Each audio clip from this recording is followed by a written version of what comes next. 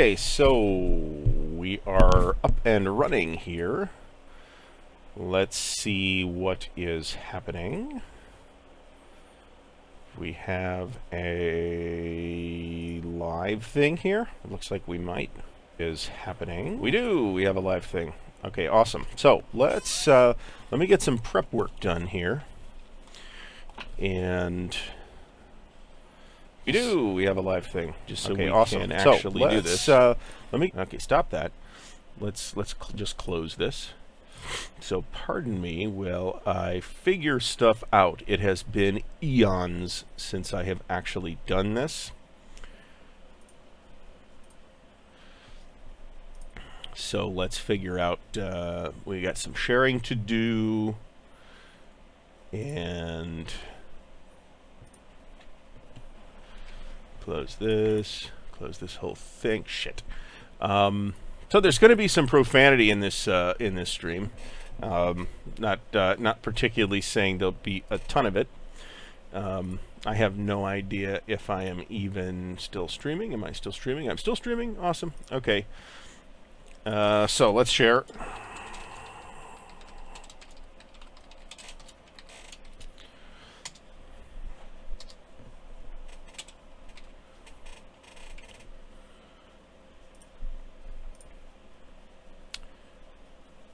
Let's see what we got here.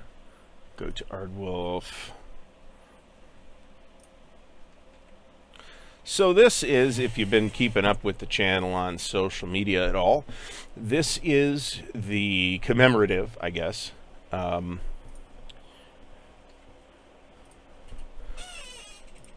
commemorative 1,000 subscriber celebration. So we are going to do something that I have been itching to do literally forever, which is to fish around with Decision Games Atlantic Wall. So after the recent article on Grogheads that the nice folks there were kind enough to publish, I'm going to put my money where my mouth is, and we're going to sit down and play Atlantic Wall from the beginning. Now, how far we're going to get, who knows? We're going to get not super far tonight, I can tell you that, just because it's Atlantic Wall, and it's going to take some time to make it happen. So I'm pulling up the chat here, and with some success. I have not had a live stream in ages, so we need to put some stuff in order first, and there's no real way for me to test it without actually going live, so screw it. There we go, that works. So I am going to be looking at the chat, so if you are joining me, I would like you to Mickey Mouse bullshit. There we go. There we go. So if you're joining me, pipe up in the chat so I know who's joining. It looks like we have one watching now, which is probably me. So everything's shared. Let's get in business here. Like I said, don't know how long this is going to take. Do expect fumbling around with the rules. I've got, here's the Gauss rules, here's the Atlantic Wall scenario rules set up to the Airborne module, and then I have separate files here for the charts and tables just so I can have everything open at the same time. That just seems like a good idea. Obviously, we're going to be using Vassal, and we're going to start, let's zoom in. I really wish that more module designers would hotkey this, but they don't listen to me, apparently. The first thing we're going to need to do is the bridge assault. So what we do for this, and let's pull up the book. This is kind of an awkward way to set this up. It's like, do the drop zones first, but then do Pegasus Bridge. So we're going to do that instead. So let's pull up the Airborne display, and that's the Oxen Bucks. Let's push that over here, and that's going to drop in that hex. So, and then let's close this. So I did do some setup in the module, some light setup as far as making windows the right size and all that. And I don't have multiple monitors, which if you're running stuff in Vassal, it's like really helpful to have multiple monitors. So going to the rules, really want to minimize that. The first thing we do is Pegasus Bridge. So we basically roll 2d10s. So we're looking for 9. So we do use D10s in the Gauss system. We use them in 2 different ways, one of which is just a D10 roll with a 0 treated as a 0 and not a 10. And the other way that we use them is actually what the game calls D100, or 2D10 actually, but unfortunately it's not really 2D10. It's percentile, so which is fine, but it's not 1 to 100. It's 00 to 99. So if anybody gets confused by that, let me apologize again for anybody watching this after the fact. This is going to be a long video. I plan on streaming for at least 2 hours. I don't know how far I'm going to get into this.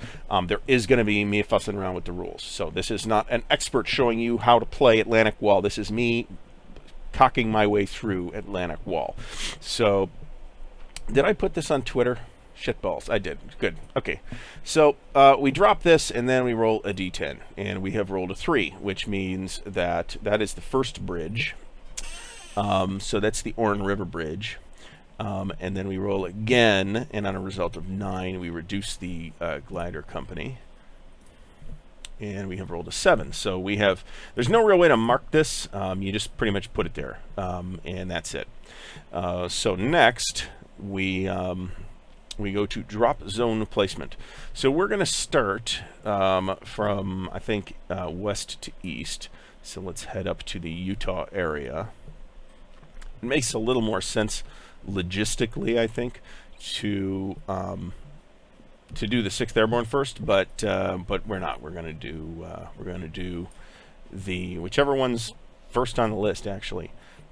So looking back at the U.S. Airborne display, that's the beach display.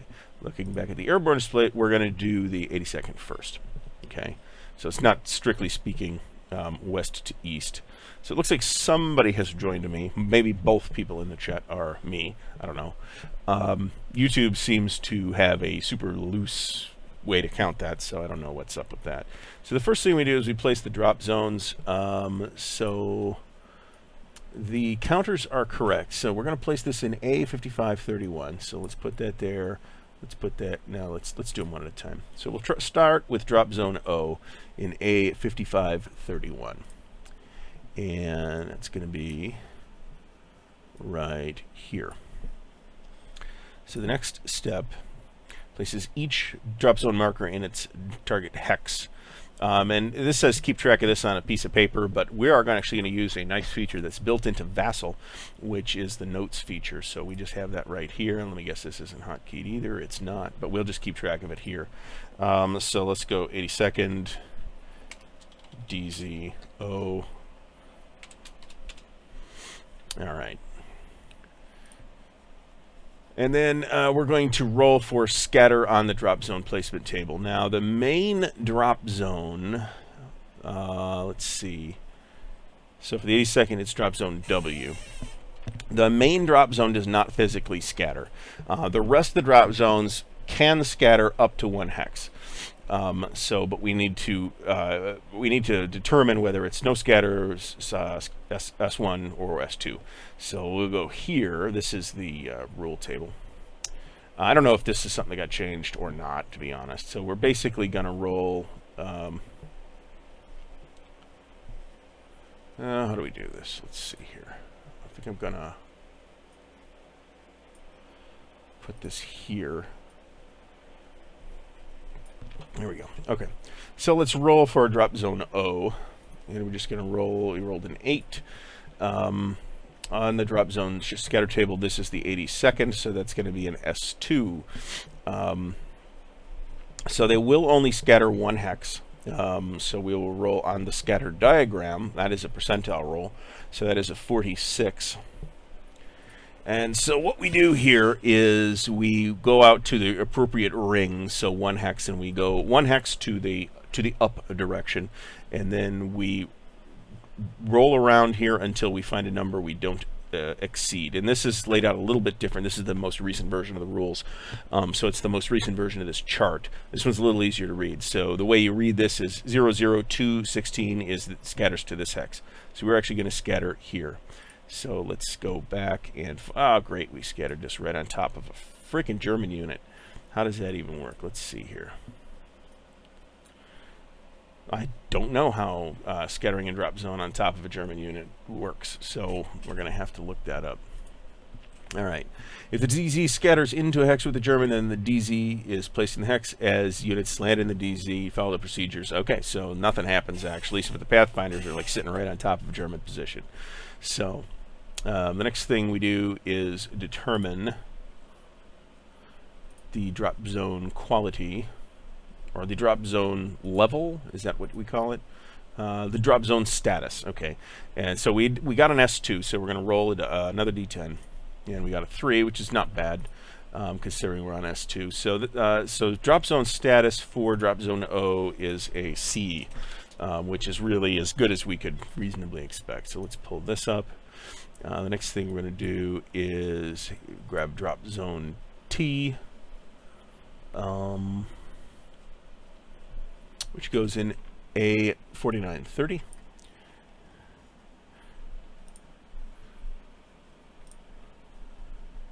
So that's over 49, 30, yeah, okay.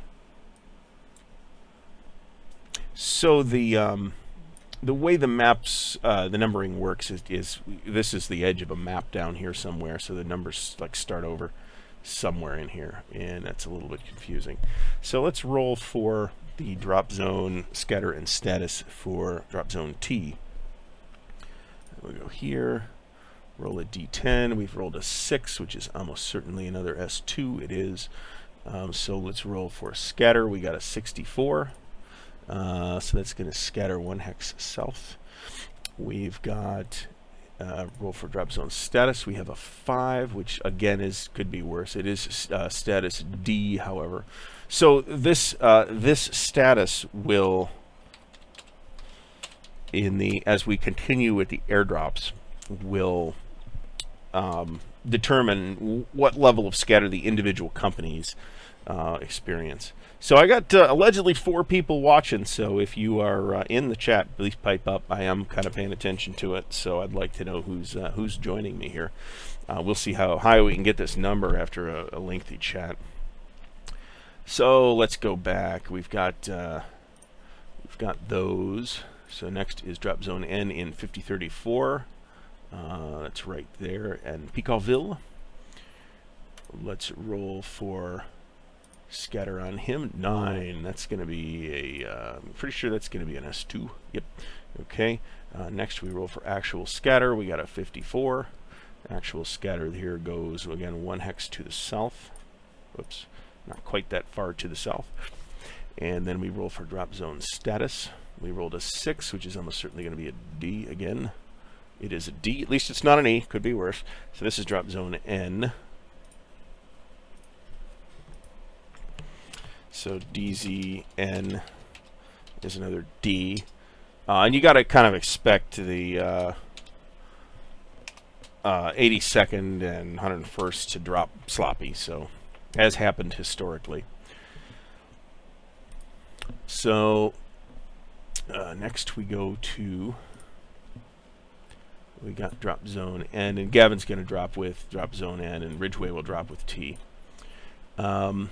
So next we go to drop zone W. Now this is a main drop zone for the 82nd, so this will not actually scatter, but you still have to do all the rolls. So this goes in A5733. A5733, 5733 right here. Okay, and let's roll for 1. Look at that. That is a no scatter, so it actually doesn't scatter, which is nice. Let's roll for drop zone status. That's a 6 on no scatter, which is hopefully good. No scatter 6 is a C. That's less than I was hoping for. So drop zone W gets a C. It's not horrendous, but it's a little less than totally optimal. All right, and then that is all for the 82nd that drops right now. There are other things that drop later, and there's gliders too, which you drop. As far as I know, you drop the drop zone right now. But the drop zone just represents a target. It doesn't represent an actual unit, even though there are guys on the ground. So I think it's fine if we weren't supposed to do it quite that way. So let's move on to the 101st. First, for the 101st is drop zone. What is the main drop zone for the 101st? The main drop zone is E. Drop zone E is the main one. So let's do drop zone E first. That's going to go in 4503. Let's see.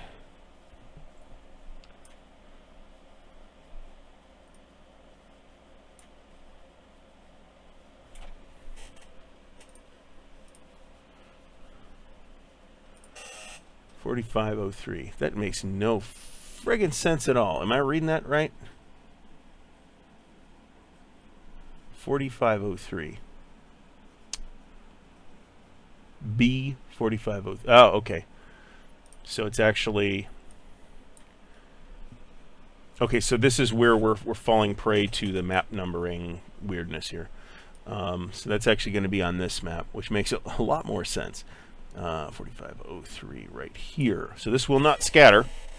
And actually, so this is drop zone E. But we roll for scatter anyway, and we rolled a 7, which is probably going to be an S2, I would think. 101st, 7 is indeed an S2, so let's not roll for actual physical scatter, but let's roll for the drop zone status, and we rolled a 2, which is pretty good. It's still a C, but hey, it could be worse. Okay, so we got that. And then back to drop zone D, and notice the drop zone D is also on map B, so let's do them first. In 4504.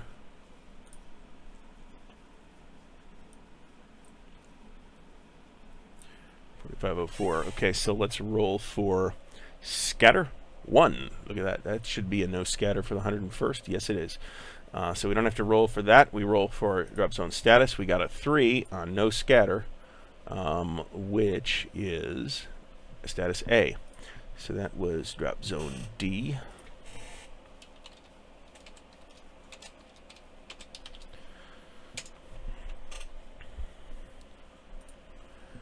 And then we got drop zone A. We got C. Nope, we did do, let's see here. We got to do A and C yet. So let's actually put them in here.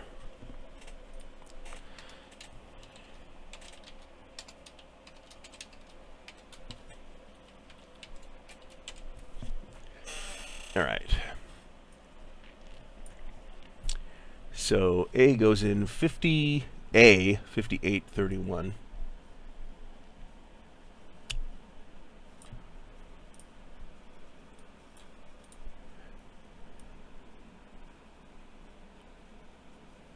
Right here. Roll for scatter. That is an 8. That's pretty bad. That is an S2. Let's roll for actual scatter. That's 85. 85 is going to send us in this direction. And then roll for status. We got a 4 on the S2, which is status D. And then for drop zone C, which is the last one, correct? Yes, last one for the 101st. So 5934. So I realize at this zoom level that the text is going to be pretty hard to read. I apologize for that. This is 5934? I think so, yeah. Okay. So let's roll for them. We got a 5. 5 for the 101st is barely, nope, it's an S2. So let's roll for scatter, 54. I think I've rolled another 54 for this, so that's going to go over here. And actual drop zone status is a 7, which is terrible. On an S2, 7 is a D. Okay, so. And now we are on to the British sector with the 6th Airborne. So if you are watching, you should say something in the chat. Say hi, so I can say hi back. I am watching the chat. Until my tablet dies anyway. Like I said earlier, I don't have a second monitor for this. So let's go to back to the airborne display, and we go up here. What is the main drop zone for the 6th Airborne? 6th Airborne is N and W are both main drop zones. So N and W. The W, we're going to put the drop zone down. Boy, that's a good question. I don't know historically when the Pathfinders land. I could see the potential for confusion if I place the drop zone now. Is why I mentioned that. I'm going to place it now just because I did it for the Americans. So let's just deal with that. All right. So first, let's do it's N and W. Let's do them first. 5418 is where that goes. Now let's leave him here for now. 5418.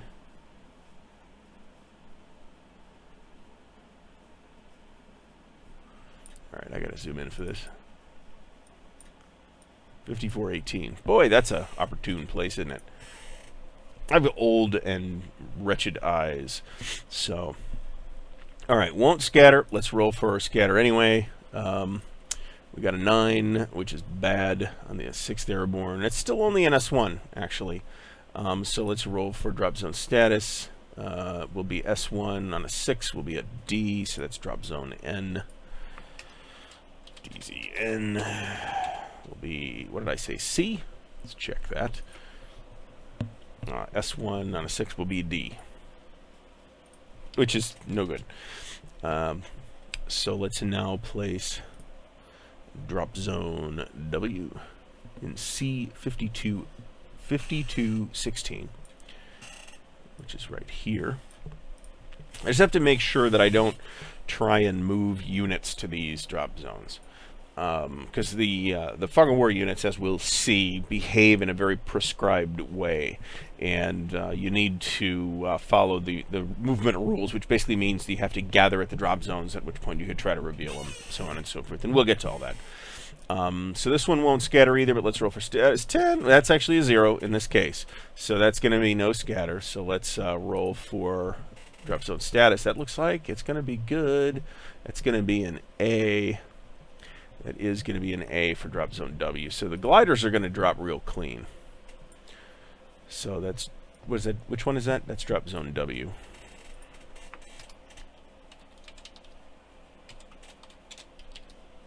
First one I've gotten, that's an A. And okay, so next we go for drop zone K, which is in 5421. 5421 right here. Let's roll for them.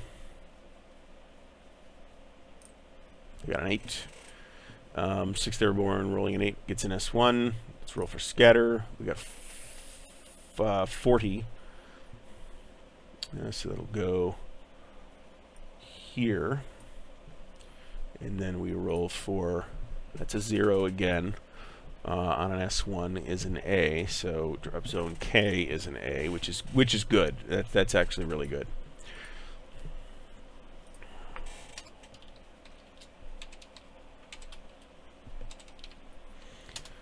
And one more drop zone. We got that one. We got drop zone V in 5816. 5816 right here. That's a 5 for the 6th Airborne, which is no scatter, so that's good. So 8 on a no scatter is a C. So that's a drop zone V, C. Okay, now you do have to save this independently of, as far as I can tell, of saving the file. So that is fine, and I'm going to actually throw down, since we have just finished a step of the game, I'm going to save this.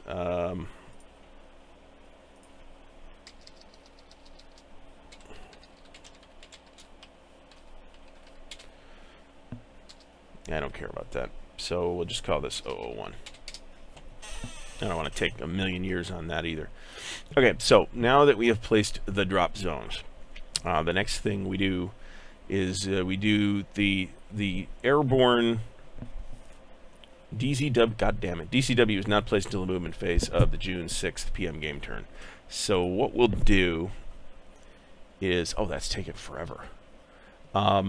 Which isn't surprising. It's actually saving the entire map as a PNG file, which is useful in that you don't miss anything. You're not just like getting the screenshot, but at the same time, it's sure taken forever. So we're gonna, I think, pull drop zone W off the map, but I think we're gonna keep the rolls. And W launched. I can't launch that right now. Okay, so next we're gonna do. Let's see here. The place we're going to do the airborne drop segment.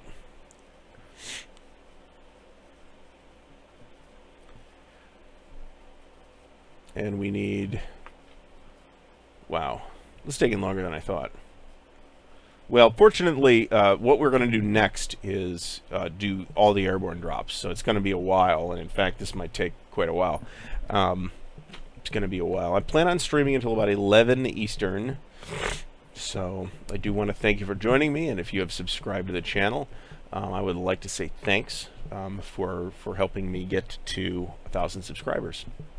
Which, if I haven't said, for YouTube, by YouTube's standards, 1,000 subscribers is chump change. That's like, yeah, okay, he's got a YouTube channel.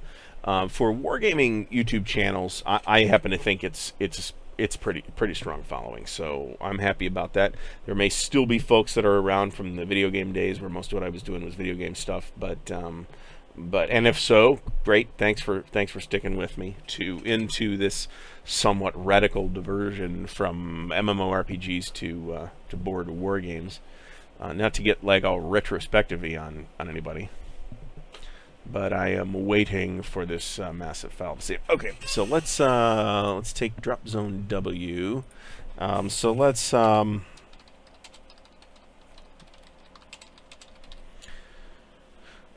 just save it that it's not technically on the map.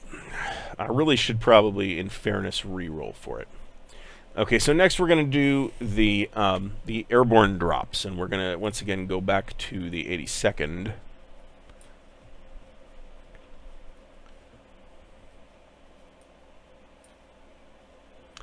And here are our 4 drop zones for the 82nd. Is one of these... Let's look at the notes again.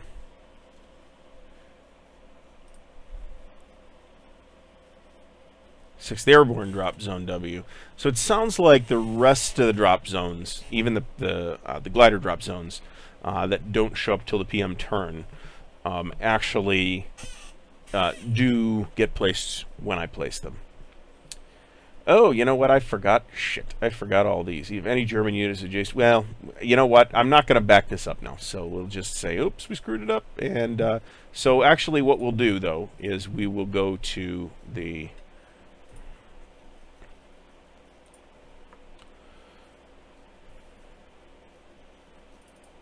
We say not technically, we'll say not yet. Let's go back over to the 6th and pull drop zone W off.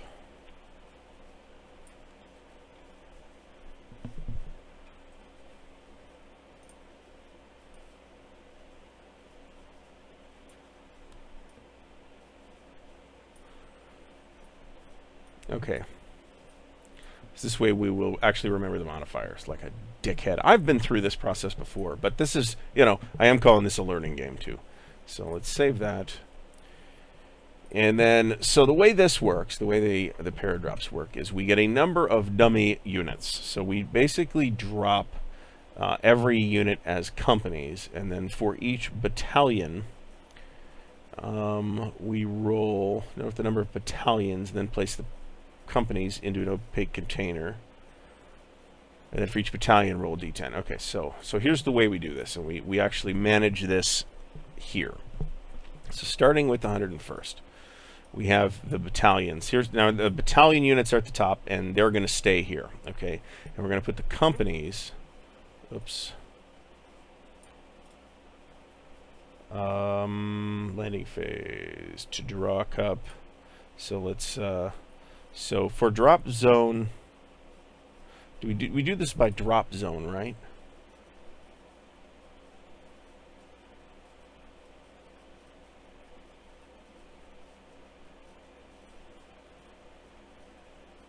Well, we pretty much have to do it by drop zone. So we're going to go drop zone O. So we're going to select all these. We're going to right click and send to the draw hub. And we have 3 battalions. So we're going to have to go back to charts and tables. And we are going to, where is this table?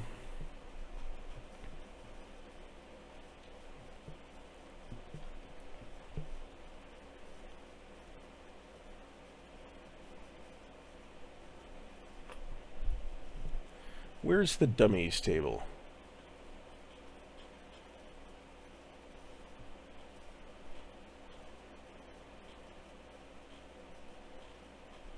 Well, I guess we're going to assume then that it... we actually use this table for this. All right, so let's check that out. For each battalion, roll D10 and cross-reference the DR result with the selected drop zone status. Okay, so we're first going for drop zone O, which I believe dropped with a C, if I'm not mistaken. Drop zone O did drop with a C. Okay, and then we basically use the number in parentheses. So we're going to roll 3 times and add up the numbers in parentheses. So we're going to roll 1, 2, 3. That's 9, 1, and 5. So they're a C. I'm trying to remember what this number in parentheses is.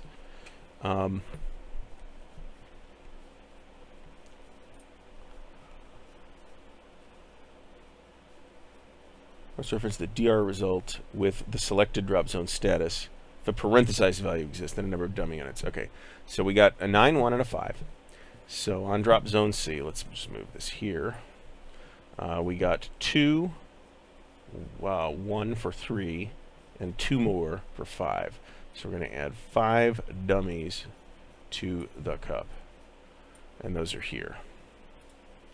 For multiple cards. So we're going to add 5. And there we go.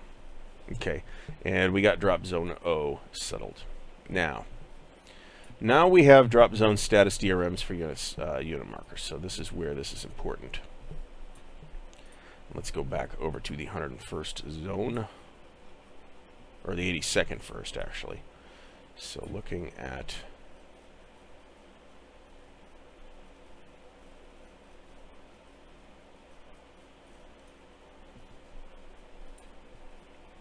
all right, I really want that unit scatter table is here.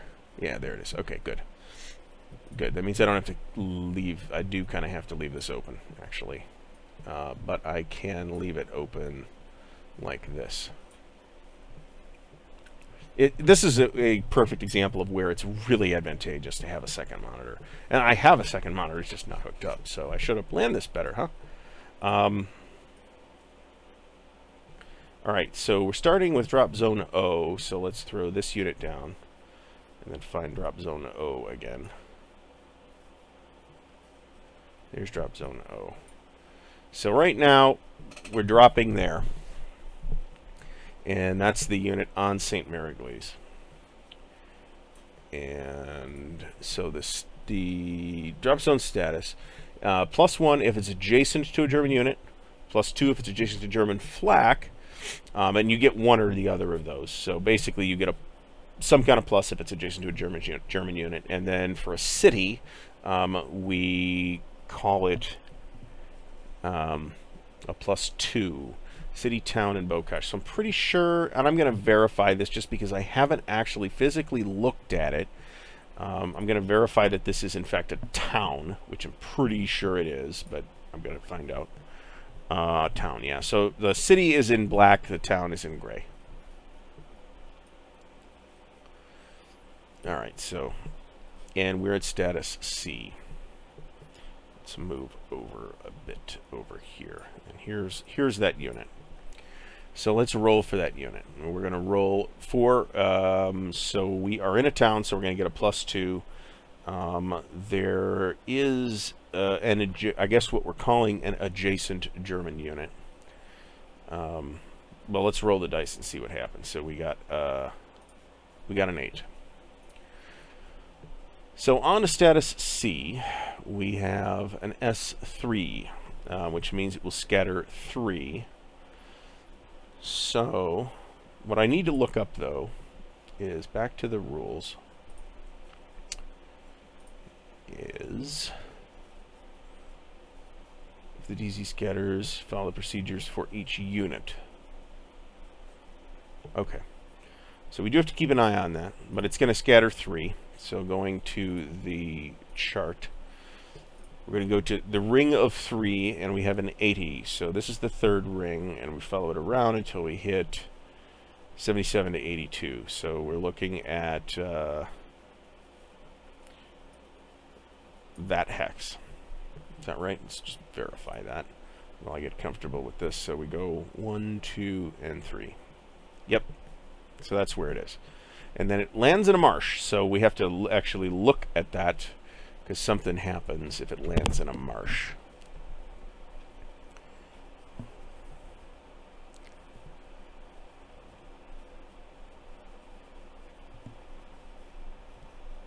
Okay, so if it lands in a city, bocage, marsh, or forest hex, then we roll again.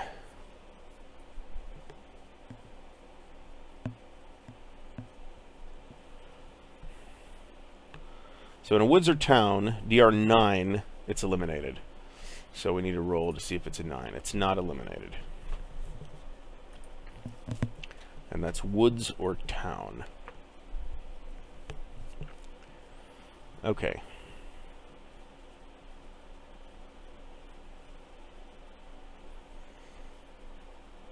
All right, so let's draw the next one.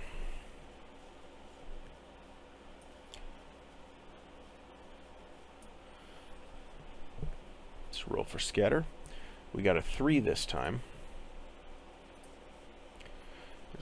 3 on status C is an S1. So let's roll for scatter. And we got a 17 this time.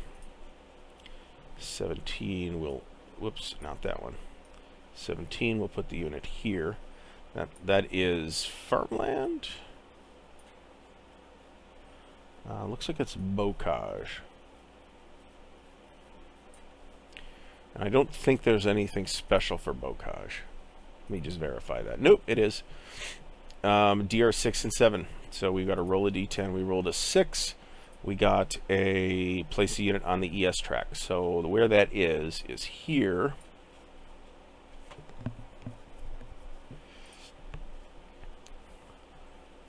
ES track 41.2.3 C, extended scatter units.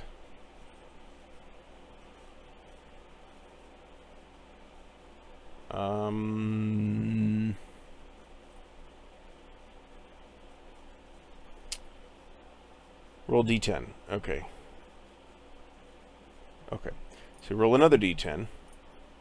I rolled a 4. So this unit goes to the 4 box on the extended scatter table. We'll just put it right there. Okay, you see why this takes a while. I mean, once you get the hang of it, this does move substantially faster than it's moving for me right now. So let's roll for scatter here. We got an 8.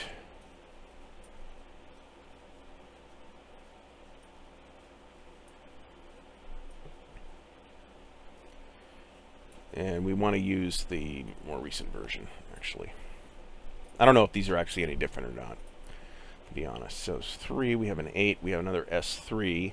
So let's roll for the scatter. We have a 0-4, which should be, yep, 3 hexes directly north there. That, again, lands in bocage, so let's roll on a 6 or a 7.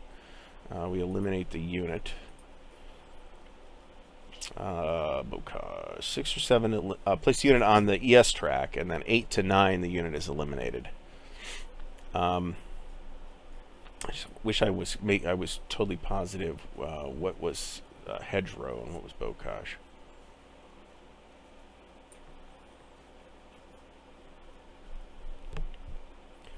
You know what? These are hedgerow and not bocage. So hold on a second. This is sort of a light bocage versus heavy bocage thing. Yeah, this is definitely hedgerow and not bocage.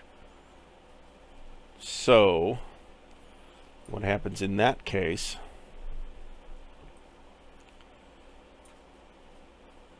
is, I think, nothing.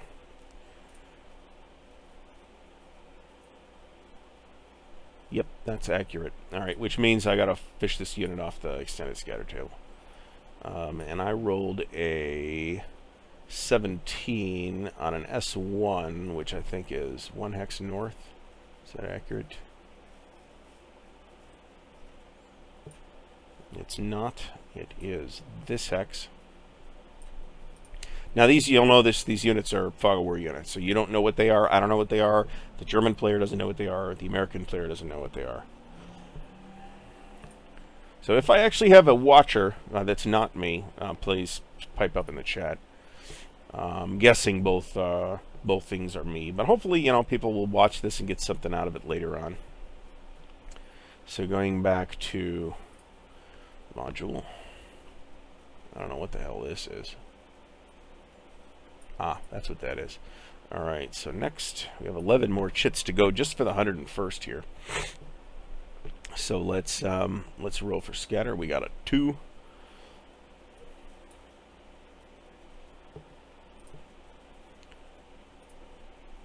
Two on C is S1.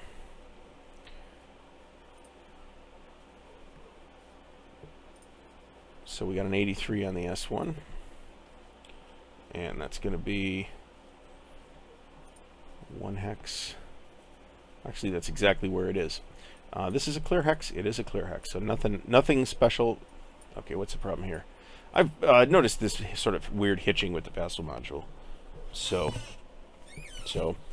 I guess we just... Alright, which one did I just do?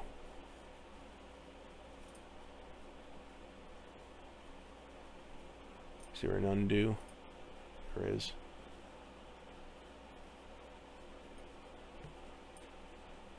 So that goes there. Okay, so is that correct? I got an 83. Nope, it goes right there. Okay. And nothing special happens. Let's go back to that and just eyeball it. Everything looks fine. Okay, next one.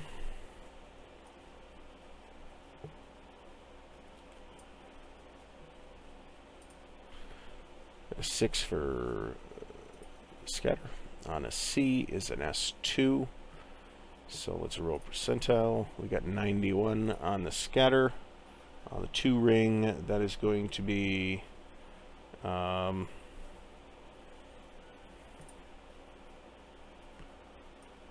here, which is another clear hex. And this one, I think... So, good question here, is we use the drop zone modifiers for these drop zones, but the drop zone is a German adjacent unit, which is not technically the case. So I should actually be rolling +2s on this result. Shit, which I forgot about that. Oh well.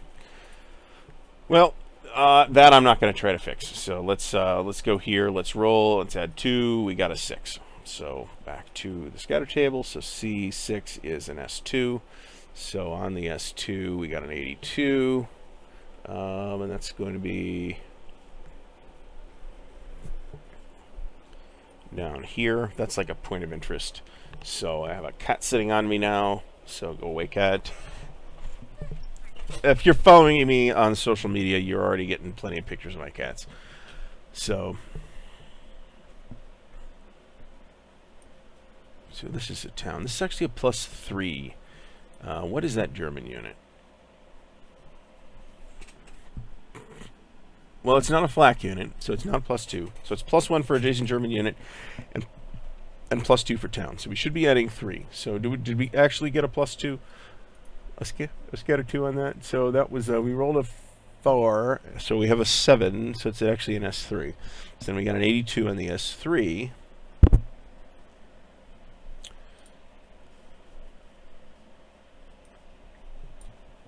So that's going to actually be here, which is a flooded hex. What is this technically called? This is a marsh hex, which means I have to roll. So for a marsh hex, I could totally see. I mean, you're going to playing this physically would actually be a lot faster than playing it on Vassal, because especially with all these different things here. So looking here, we landed in marsh. Let's roll a d10. 6 or more, it's a problem. We have a 6. We place that on extended scatter. We roll a d10 for that, and we rolled a 5, extended scatter. So that goes here. And then as the game progresses, you'll have the opportunity to pull these off, or eliminate them, as the case may be. So back up to the draw cup. Let's roll for scatter, 8, and so we're off the top of the chart on this one. So C is going to be an S4. Roll percentile, we got a 52. So 52 on the S4 is 4 hexes due south of the drop zone. That's in marsh as well. So let's roll d10 for that. We have a 5, so he's okay. And then we go over here. We roll a 9. You see me speeding up a little bit already. So again, that's off the top of the chart. That's going to be an S4. Is that accurate? S4, yep. So let's roll scatter. We got a 63 on the scatter.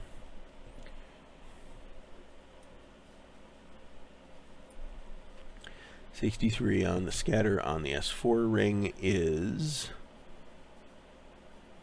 right there. So 3 southwest and 1 south. So 3 southwest and 1 south. We're in marsh. We have to roll 10. That's a 0, though. That's when I wish the guy that made the module. This might be a Vassal thing actually, where it wants to read it as 10. So it's a 0. I'm pretty sure that's not anything special. Okay, yeah, it's fine. Okay, so next unit we have 6 more units for drop zone O. Let's roll for that. That is going to be a 7. 7 on the C is an S3, so let's roll for the scatter. We have 10. 10 on the S3 is going to put me right here. So 2 north and 1 northeast of the drop zone.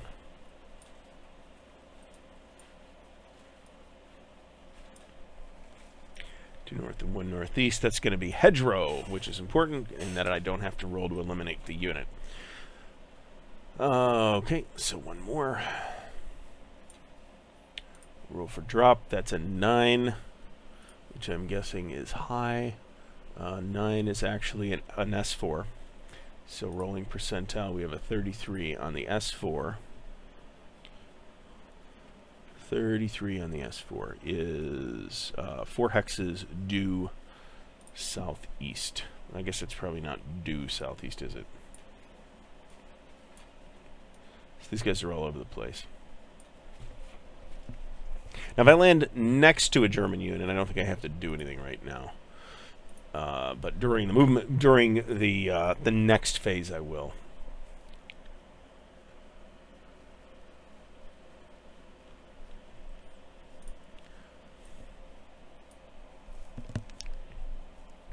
So looking at this unit for scatter, we have an 8. For scatter, we have an 8, which is an S3. Roll percentile for 37. Plus, I feel like rolling physical dice is actually a little better, too. So that will be over here. Right here, that lands in a marsh hex, which means I have to roll to potentially eliminate him or place him on extended scatter, and he is fine. Roll for the next guy. We have a 2, which adjusts up to a 5.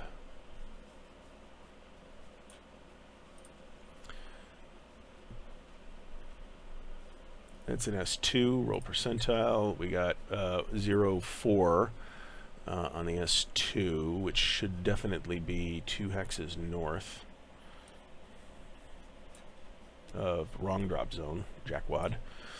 There we go. So somebody joined the stream, I think. So if you have done so, please do pipe up in the chat so that I can say hello. So next guy,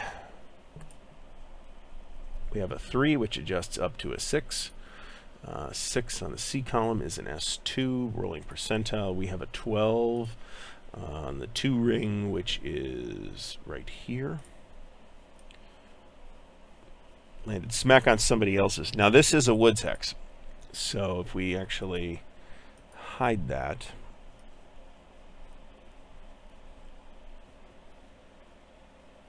woods not forest, right? Yeah, okay, woods not forest. So we have to roll to potentially eliminate that guy, and we rolled a 9, so that is, I believe, eliminated. Let me double check that.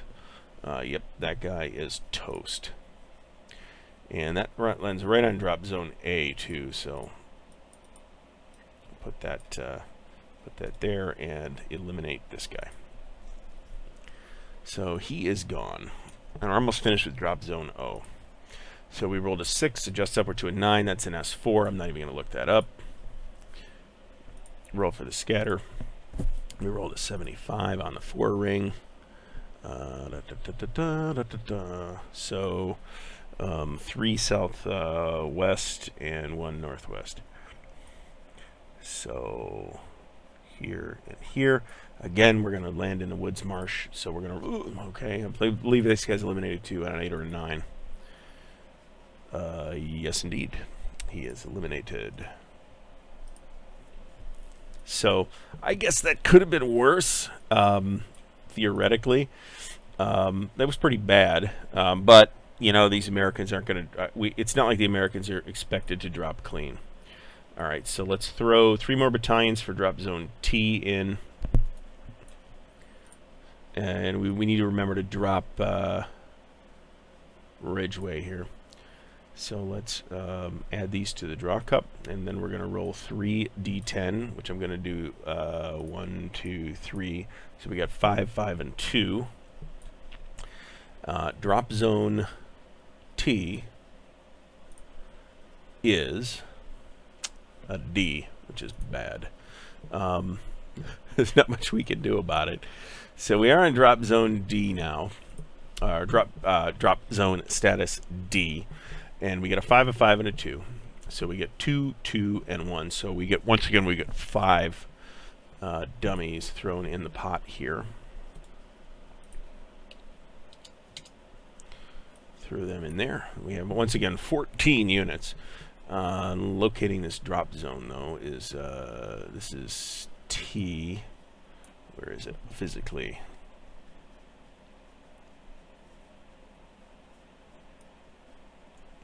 That's over here. So we are going to set objectives, and that's something that I'm going to talk about later. But there's not much sense in, since there's no decisions that I'm making right now. There's no sense about that. But I actually looked up the historical objectives for the airborne landings, and which was an interesting exercise in and of itself. So let's start drawing. I got to remember I'm on the D column this time. And drop zone T is in hedgerow. I don't think there's a modifier for that. No. Bocage there is, but I'm not 100% sure anybody can actually land in Bocage. So these are rolling with no modifiers, but they're rolling on the D column. So let's pull the first guy. And let's roll for him. We got a 3. 3 on the D column is a S2 rolling percentile. We have a 56. So on the 2, that's 2 hexes south. He does land next to, but not on top of, a German unit. And we've already covered that this is hedgerow and not bocage, so I don't have to roll to potentially eliminate him. We have a 6 this time on the D, which is an S4. I cannot extended scatter off this table, but there is a possibility to extended scatter. So it's an S4. We rolled an 87 on the S4. That's going to be over here. Right there. Here is some bocage, actually. So that could happen. Rolling the next guy. We got a 5, which is probably an S3 or S4. 5 is an S3. Rolling for scatter. We have a 0, 1. So I guess just looking at it. Yeah, that is clearly 1, 2, 3. Once again, we have landed in marsh, but he is okay. Let's put these guys down here. Keep them out of the way. We got a 0. That is a 0, no scatter. Even on a D.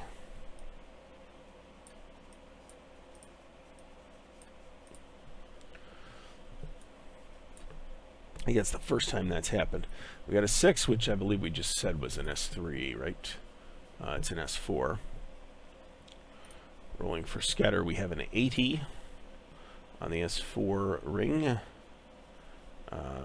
So that's going to be 1, 2, 3 here. I can live with that. Rolling for the next one. That's a 0. So he also lands dead on the drop zone. So that's a big plus right there. Next guy is a 4. 4 on the D column is an S3. Rolling percentile, we have a 12 on the S3, which will be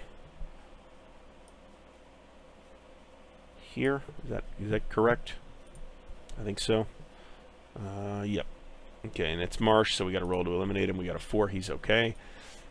Roll down here. We got a 0.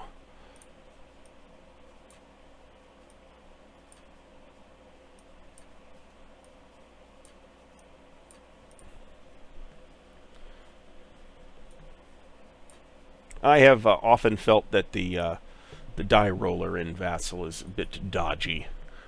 So that's an 8. He's going to scatter 5. That's going to be 4, 5, 45. On the 5 is probably right here. So 4 dead south and then 1 east. 4 south and then 1 east. That is a marsh. So he rolls a 0. He is okay. Next guy. Now, even you notice, I mean, I'm not going to say this is not a time-consuming drop procedure. It certainly is. But it does move a lot faster once you're kind of in the flow of it.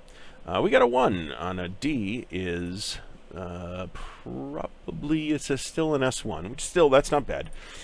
We got a 17. That will put him here. He has to roll because he landed in the woods, and he rolled a 1, so he's okay. We got a 7, which is not awesome. These guys are dropping. This particular drop zone's dropping pretty good, though. Even if there have been some mishaps. That's an S4. So we got a 49 on the S4, which will put me. Let me mute here for a second. I cough really loud, and I would prefer not to cough in anybody's face. Alright, so this is going to go here. But that is in the woods, so we have to roll to potentially eliminate him.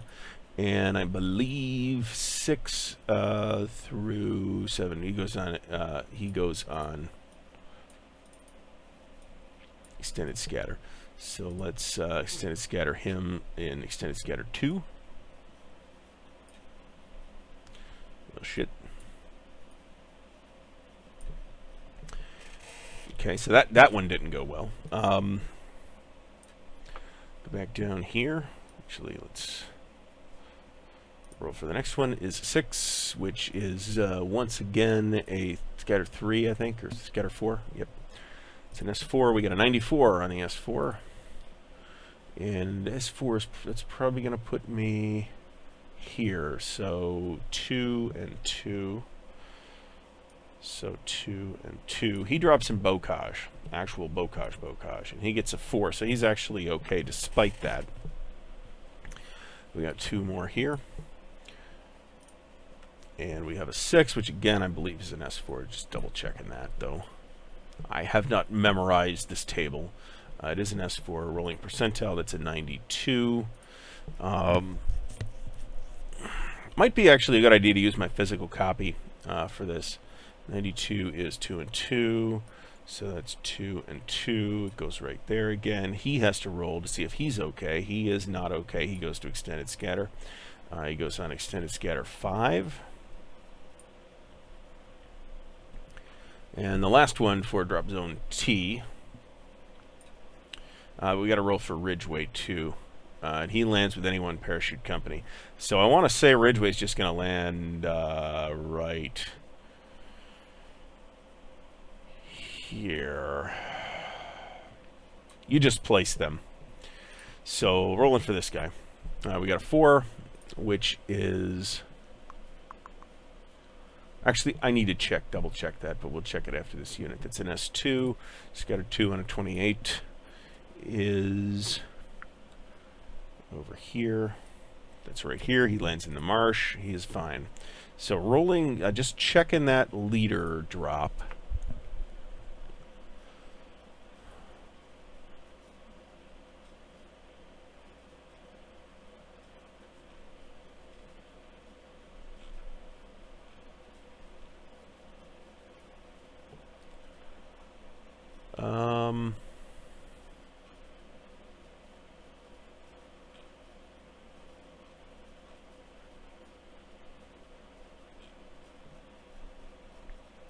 So the leader's not technically a fog of war unit, so we do need to scatter him though, and he's going to scatter on a D. So I guess we'll drop him here, but then rolled first to scatter him, and he gets a 7, which is bad. So 7 is an S4, so S4 goes to 34. So Ridgeway is going to find himself in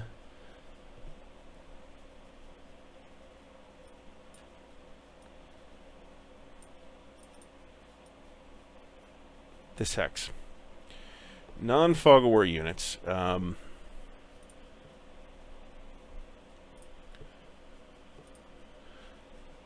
Leader suffers any result obtained. Well, shit.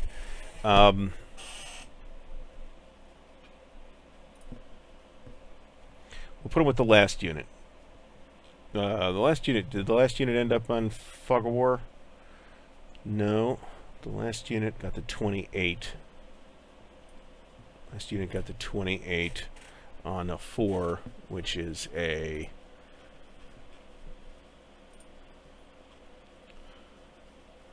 Four is an S3, and we got a 28, so he's going to be here.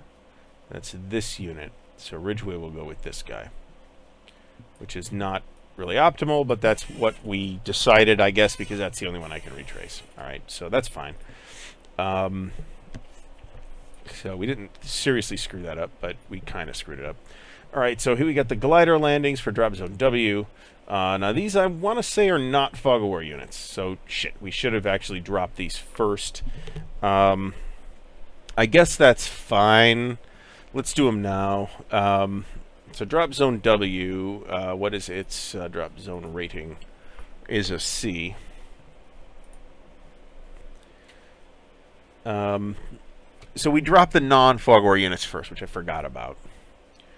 And that is significant because if you land on enemy units, there could potentially be combat. The non-fog war units are, I think, going to generally be a little more effective than the fog of war units will be. So let's just do it. So first we're going to drop these company, battalion, and these guys drop as a battalion too. So where's drop zone W? It's right here. Okay. And drop zone W is a C. So let's roll first for the engineers. Go back to charts and tables. Roll a die. We got a 6 on a C. Is a NS2 rolling percentile. We got a 99 percentile. So that's almost certainly going to be right there. Drop zone W. So he is going to land smack on drop zone O, which is fine. But he's going to land in a German unit. So we're going to have to figure that out. Okay. So let's add this to the stack.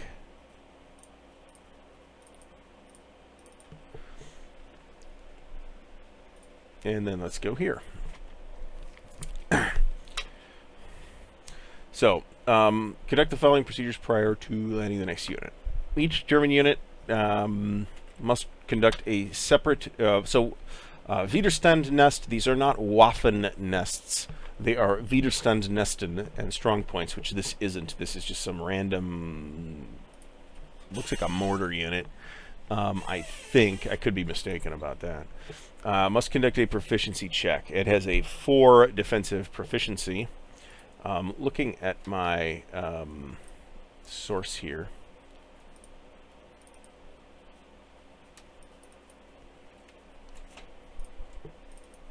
This is the unit chart.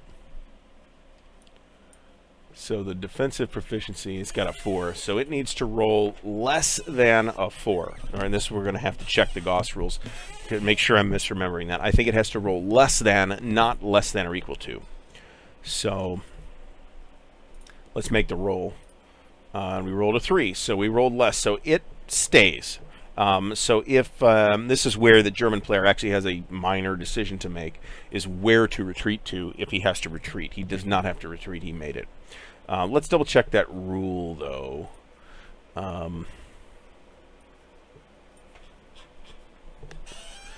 And that is going to be unit characteristics, unit proficiency. It's got page 11.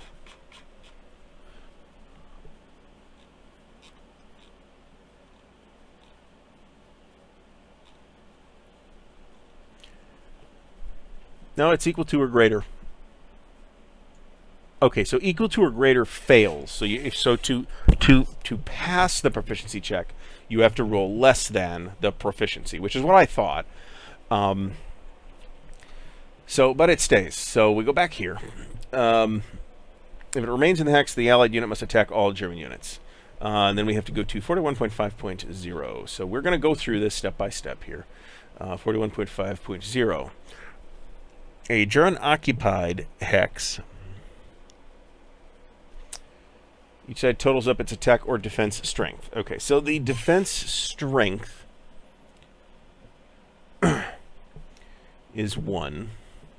4 units have a defensive strength of 1. The allied unit must attack, though.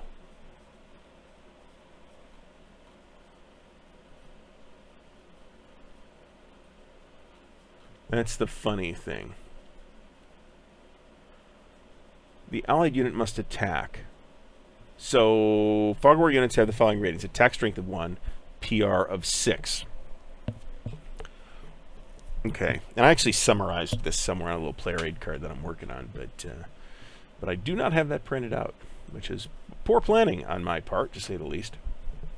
So, looking at 41.5. So we roll, each side selects a lead PR unit, add 1/2 of the unit's P. Okay, so hold on, let's take it from the top. Totals of attack or defense strength. Okay, so we have an attack strength of 1 for the allied unit and a defense strength of 1 for the German unit.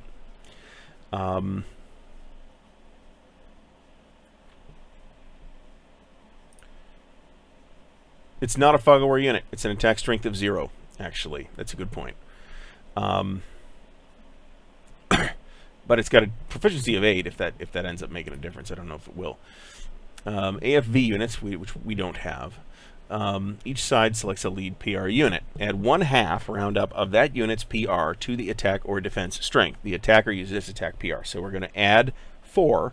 So that's the Allies at 4. The Germans at 1 adjusted upwards to 3 for its 4. So we have 4 to 3. There's no leader. It's a town. So the defender gets a +2. So defender 5, attacker 4. So for the attacker, we have a 6, and for the defender, we have a 7. Okay. So that means that this is where we get friggin' scrap paper. So the Allies and the Germans. The Germans get a their base was a 3 + 2 is 5, and they rolled a 7.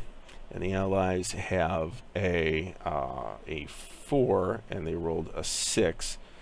So the Allies have 10, and the Germans have 12. Okay. If the difference is 0, there is no effect. If the difference is greater than 0 but less than the loser's PR, which it is, the loser retreats 1 hex. So the loser retreats, so we need to then look at airborne retreats. That's special. Airborne retreat. Retreating units must retreat 1 hex into any hex not occupied by an enemy unit. With if you just push retreat, violation of stack limits, that's not going to be a problem. Okay, so we have to retreat somewhere. So we'll retreat this unit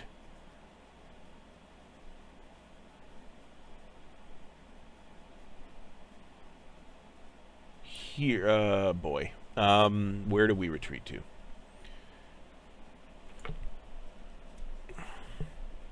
I think we retreat here. I'm happy with that. All right. Well, that was messy. Do I lose a step? I don't think so.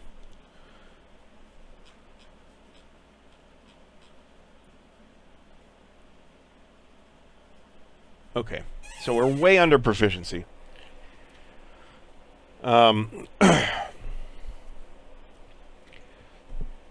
So let's go to the next known fog of war unit, which is this, which is artillery. And it's going to drop zone W, which is here. So let's roll for scatter. We got a 3. And it's a C. So we got a 3, so it scatters 1. So 95 on the scatter roll, which will be here. So he lands clean. The HQ, boy, it would be a total disaster. Well, I shouldn't say total disaster. It would be bad if so let's flip this and see what it looks like. Yeah, so these land out of battery, I think, but let's check that. I feel like I need to check that.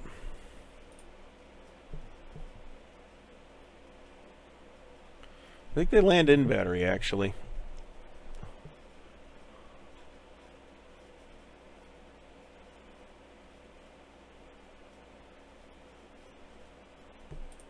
So I guess we're going to land Gavin with the HQ. So no, we don't. He's not there. So well, let's roll for the HQ. So we got an 8, which is bad. So we got an 8 on a C is a S3. Could be worse. We got a 48 on the scatter roll. On the S3, it's going to be 2 south. So HQ is going to land here. And it's hedgerow, so he's okay. So that's good. Let's roll for the last one, which is this motorized unit. And we got a 6, which is a 6 on a C is an S2. On the S2, we got a 19, which is going to put him there. From drop zone W there. He does land adjacent, but he lands clean, so that's good. All right, so that is all of drop zone W. So that's all the glider landings. Is there a special...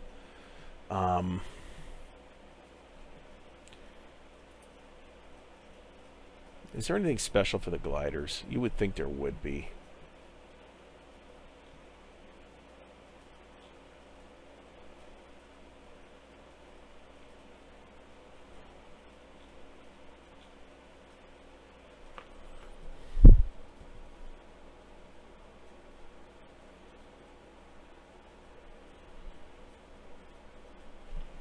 So I guess the question then is, and I'm hitting sticking points here as I think this through.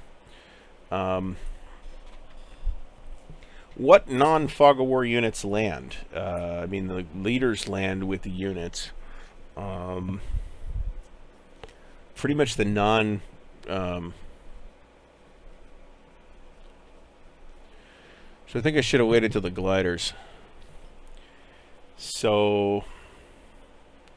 Let's wait till the glider phase. Put this here, put the HQ, where's the HQ? Put the HQ here, and then this. So we're gonna have to redo that at a later time. Yeah, at least we didn't eliminate the German unit. All right, so let's go drop zone N. This is the last drop zone for the 82nd, I should say. And once again, we have 3 battalions. Drop zone N dropped with a D. So let's put these in the draw cup. And let's roll 3 D10s. 1, 2, 3, 9, 5, and 3 to determine this rating. So we got a 2, we got a 2, and we got a 2. So we had 6 dummies.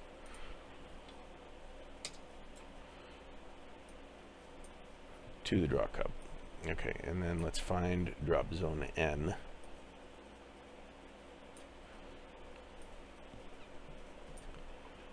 On the map. I think this is the one where some stuff. Nope, that's not the case. All right, and we had some German units from the 91st Infantry here up here, so we could have some contested landings. So looking at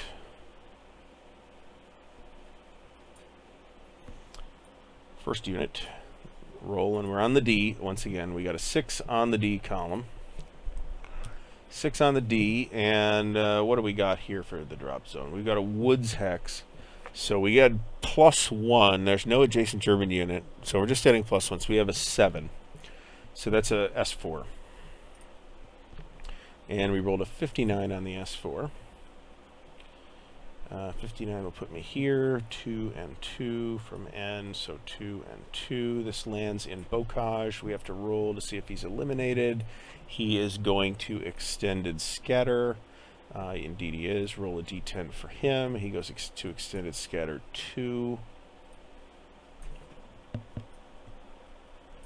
That is an inauspicious beginning.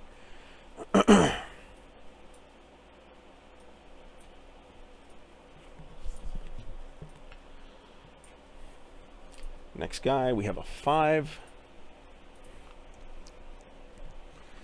On the D is a S3. There's 67 on the scatter 3.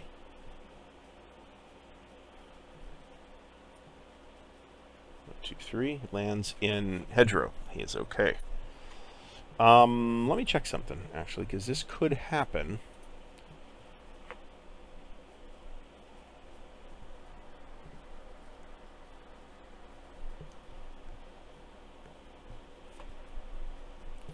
Okay, so woods or town, we just have to roll a D or 9 to eliminate the unit. I think I might have screwed that up. That's okay. Hey, we've cocked up quite a bit of stuff here.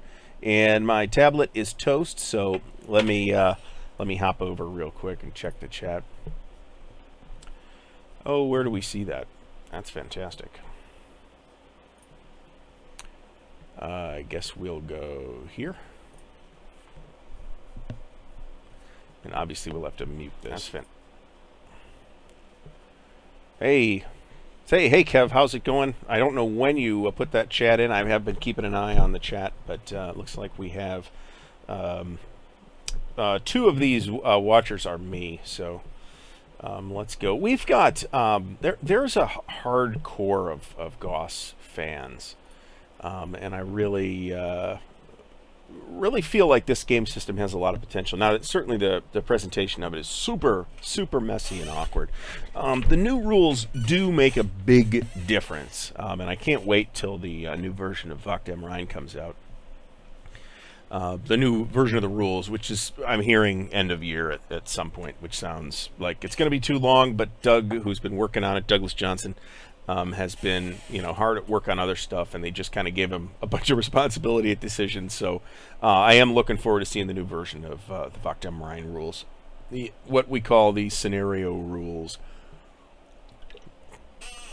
So let me, since we're going to screw this up, let me pull this down over here. Oh, Christ. What did I do? What did I do? I don't know what I did. Oh, look at that. Oh, crap. How do I fix this?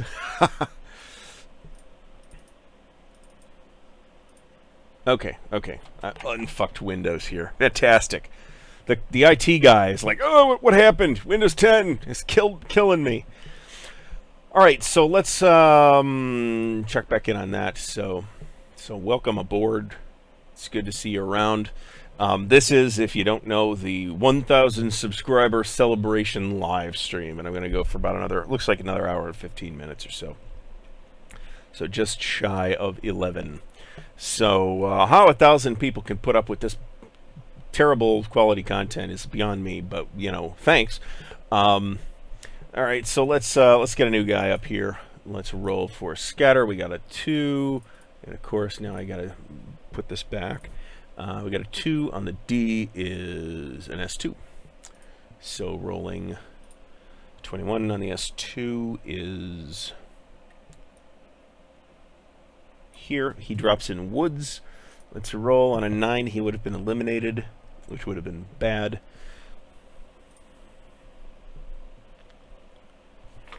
So let's see if we can. Let me take a brief pause here while I make an attempt to get this channel thing done on the phone. I was using my tablet to keep an eye on the chat, which I would strongly prefer to do, but then unfortunately the tablet ran out of power. So, because we don't plan anything around here. So if you hear some strange noises here, this would be why. We don't plan anything around here. Yeah, that would be why. God damn it. There we go. Okay. So now we have, how do we get the chat open on this dingus? Yeah.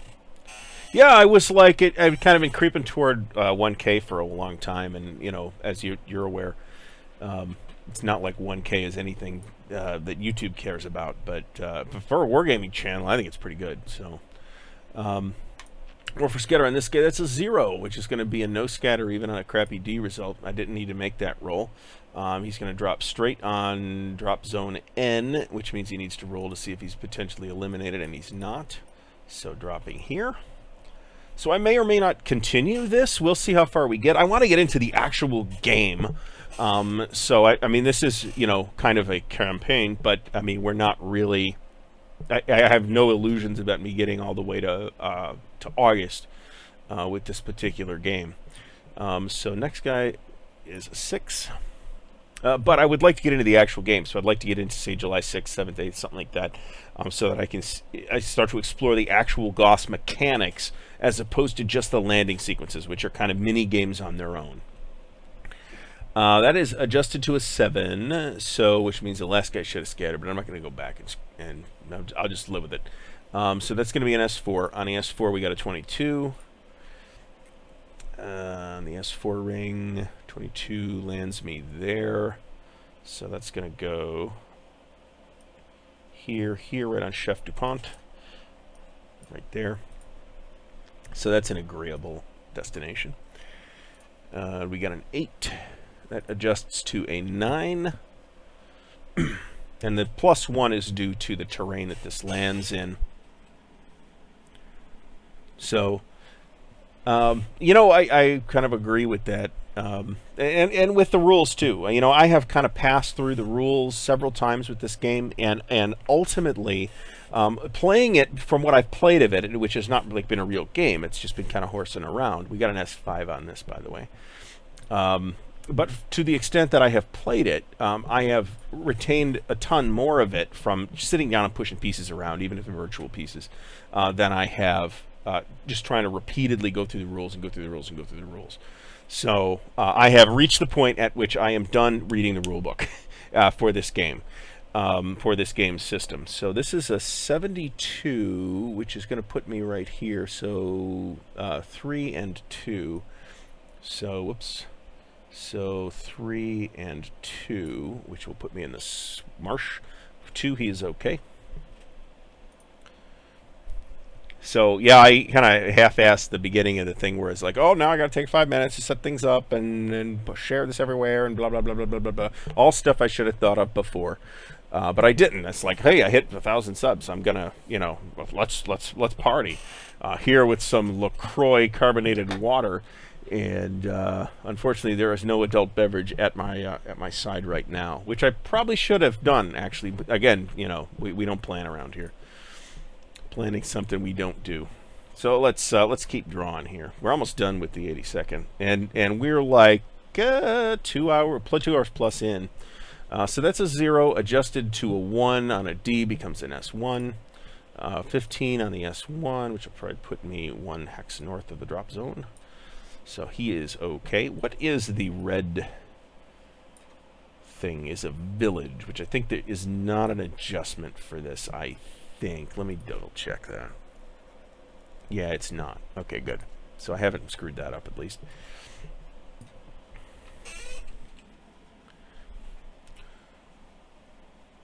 So we got a 6.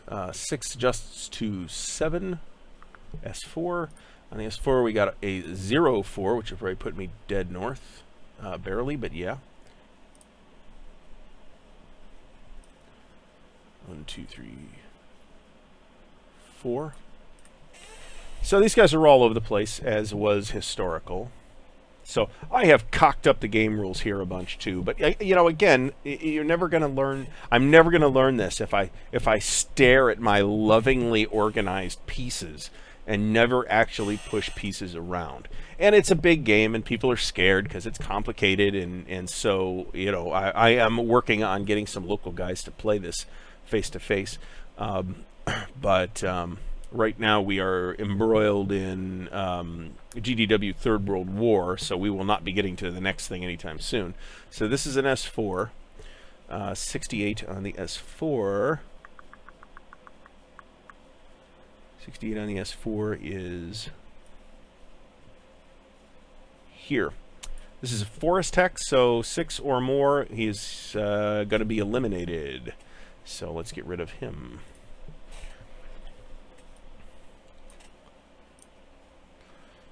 So I've passed through the entire Airborne phase at this point, not with this sit through, obviously. So this guy's going to go to 6 on a D. Adjusted to 7 is an S4. He will go to 24 on the 4. So 3, 1, 2, 3, 1 right there. Next guy. Almost finished with the 82nd. I keep saying 101st, and I don't know why. Roll the dice is a 0, adjusts to a 1. That's going to be an S1. We'll roll a 16, which should be dead north of the drop zone right there, which is a good result. We got a 2 here that adjusts to a 3. On the D will be an S2. 99 on the S2, which ought to be right there. Right there. Nobody's... the German unit's just sitting there. Nobody's landed on one yet. Except the one that I dropped incorrectly. We got a 5 that adjusts to a 6. This is going to be an S4 again. We got a 41 on the S4. So this is a sort of weird and I can't say not clunky mechanism for doing the scatter. But it does give, I think, really organic seeming results. Although I guess you would, if you really wanted it to be totally logical. Actually, Battle for Normandy does it in an interesting way, where everybody drifts in the same direction. So, you know, I don't have much of an issue with. Okay, so hold on, let me 1 2 1 2. So 1 2 1 2 right here. He is in the woods, not the forest. On a 7, he is safe. So I mean, we've got a couple of events where Goss gets played here in Ohio. So I believe it's been played at Buckeye Game Fest in the past. That adjusts to a 3. I think Wacht am Rhein got played several years ago. And we also have Winterfest, which is up by Sandusky, which is about 3 hours from me, but it's only about 40 minutes from my parents' house. So I may be dropping in February to stay with Mom for a week. And the Atlantic Wall seems to get played almost every year there. So this is a result of 3, which is an S2. And we got a 40 on the S2, which will put him here. And he drops in Marsh, so we got a roll for him. He is fortunately okay. All right, have a good night, man. Thanks for stopping by. I really appreciate it. So, and if you shared it, that's even better. So hopefully we get some people. We got some more people in the chat here. So if anybody wants to pipe up, feel free to just say hi in the chat. This is the Atlantic Wall / 1,000 subscriber celebration live stream. I haven't done a live stream in eons. So it's been many, many, many months. And I you know, at some point you got to throw down and just do it. Whether it's just, you know, hey, I'm intimidated by this game. It's big and complicated. It's really big and really complicated. But I have it and I really want to play it. Just throw it down and start. And that's what we're doing here. And the same thing with the live stream. I've been lax in making videos for months now. And a lot of that's just fretting about, you know, the videos are garbage and, you know, I want them to be perfect. So I end up, you know, filming stuff and it's not perfect. So I throw it away. You know, you get hung up on that. And it's real easy to get hung up on that. And I totally understand why people do. And I do. But today, at least, and I've done okay more recently. At some point, you just got to throw it out there. So yeah, I agree on the scatter. I think this is pretty complicated scatter rules already. So, you know, it's not like this is super light. It's pretty time consuming. We're S5ing this. 87. And we're going 1 north and 4 northeast. So 1, 2, 3, 4, 5, right there. And that, I believe, let's check this out, is the entire, the entirety of the 82nd that is landing right now. So we now have the, I guess we didn't do too bad on extended scatter. Let's see, we got 4 units on extended scatter. We eliminated 2 or 3 units, so that wasn't good, but so let's glance at the drop zone status for the 101st.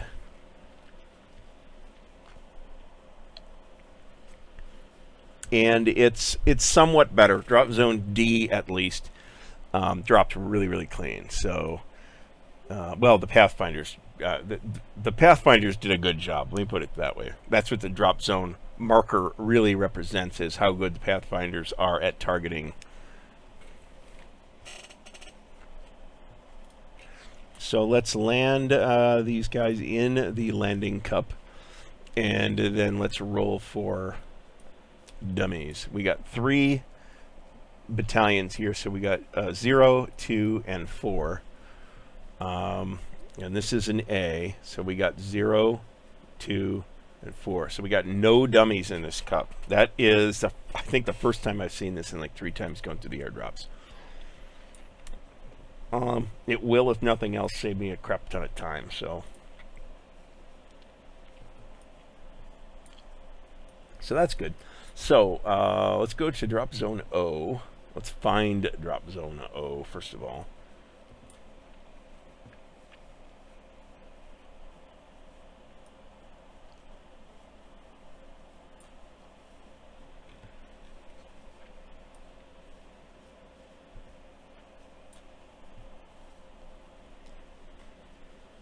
Maybe I need to check the hex, actually, because I'm adult. A5432. So 5432.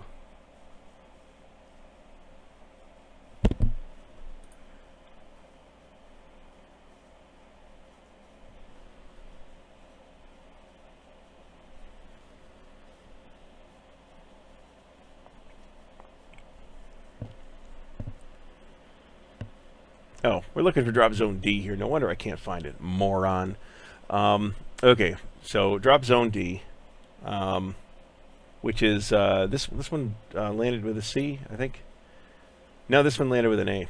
Actually, this is the clean one. So I'm curious to see how this works out. I'm just trying to find the damnable thing.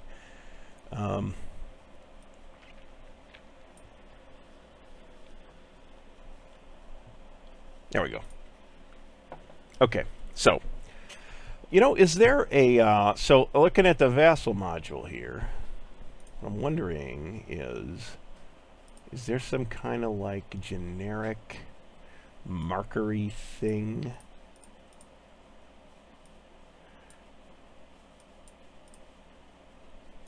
Well, there's this. So I could put this here. That represents the drop zone, whatever drop zone I'm currently working on. These are intended to be like generic markers. So, hey, Antonio, how's it going?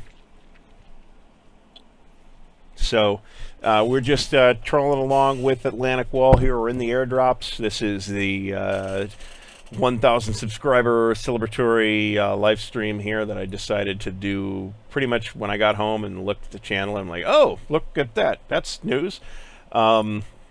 So let's park these guys over here whilst we look them up. So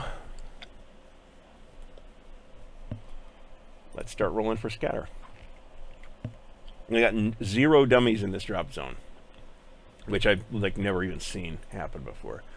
Okay, so the drop zone is in Bocage. No, it's in Hedgerow. There's no adjacent German unit.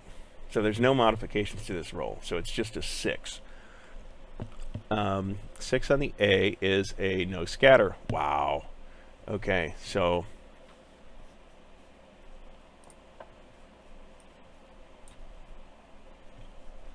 I'm going to throw a step loss under this too to indicate the units that are stacked under here, so I don't have to shuffle them every time. All right, so on the table here, there's no modifier. So if I roll a 6 or less, I have no scatter. So rolling for the next one, I got an 8, so I got a scatter. Scatter 1. Scatter 1. Let's scatter 1. We got a 0, 0. Wow, this is some rolling here, man. So this one will go under drop zone E.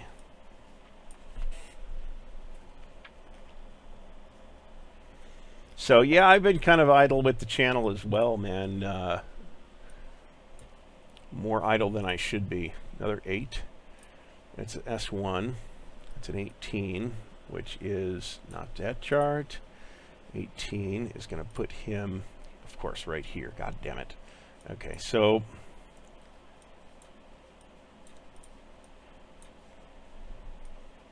he'll go here. That figures. It's a nice idea. Put that out in the estuary.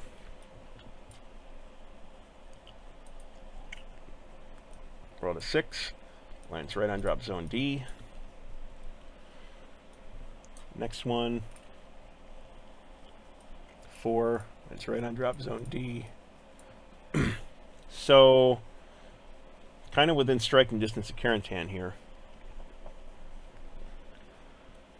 Next one down. Rolls a 3, lands right on drop zone D. I should check if there is a stacking limit on these, because they're all going to be, well, they're all going to be companies, though, so.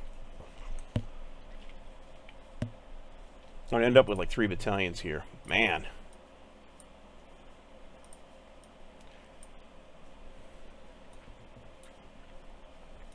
Drop zone D's dropping fast. That's an S1.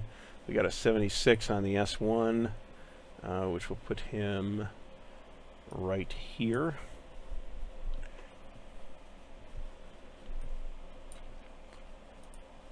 Last one for drop zone D to verify that that's S1, but it should be S1. It is. So let's roll for that. We got a 30. So I think if I do continue this, I'm going to use physical play aids to look this stuff up on. I think it would be easier. Hold on. That goes here. So that lands here as well. And that's drop zone D from the 101st. That went super fast.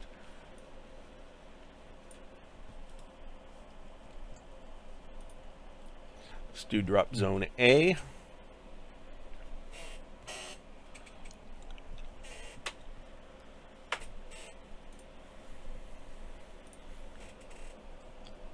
Drop zone A is a glorious D. So let's look at the dummies for that. That's 3 battalions. So we got 1, 2, 3. We got 3, 4, and 1. So 3 is 1, 4 is 2, that's 3, and 1 is 1, so that's 4 total dummies.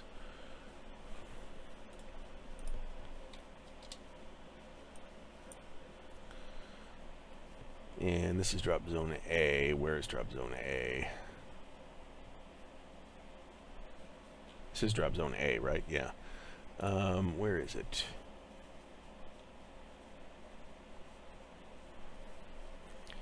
$58.31 in A. That's up here. We have any leaders in the 101st that are dropping. Taylor drops with the division HQ in the glider phase, but this one actually drops in the 1st Airborne phase. So what about these? Do they drop in the glider phase is the question. I placed the landing zone already. I think they drop in the glider phase. So that's when I'm doing it. I'm not 100% sure I'm going to get to the glider phase, but I might. I still haven't touched the 6th Airborne yet. All right, so A. Back up to the draw cup. And let's push this over. So we can do this. So we can place these guys over here and make them easier to move around.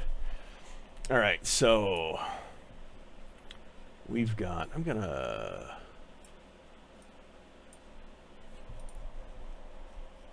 compact this a little bit here. So we're on the D column.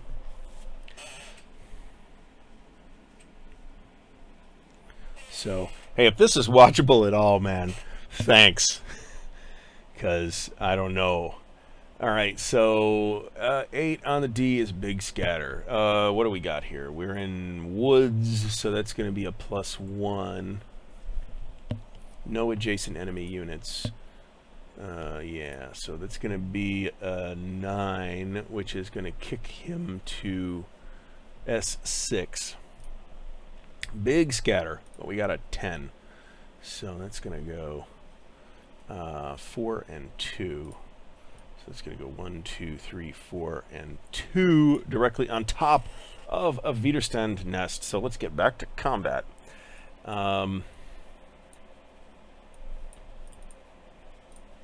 All right, so this Widerstand nest has a value of 1, and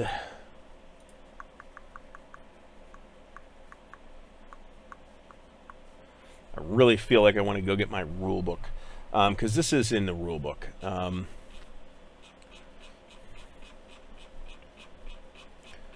Something at the very end about it.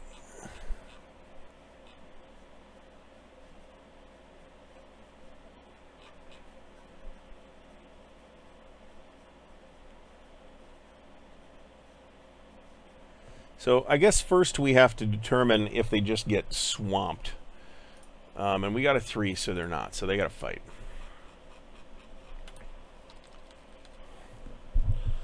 So looking at the combat, we got a strength of 1. The Fog War unit has a strength of 1. So that's 1 to 1. So we got allies get a 1 plus their proficiency, which is 6.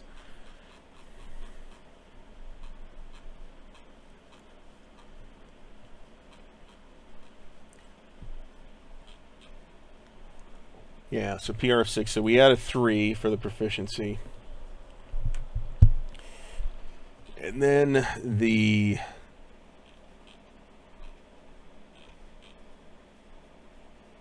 $41.5. Marsh, so we had a +1 to that, so we got a 1 + 1. We had its proficiency. This is a strong point, right? No, it's a WN. Oh, no, it's +2. It's +2 because of the Widerstein nest. Only one may apply. So we're looking at a 4 to a 3 right now. What is the proficiency of the WN is the question.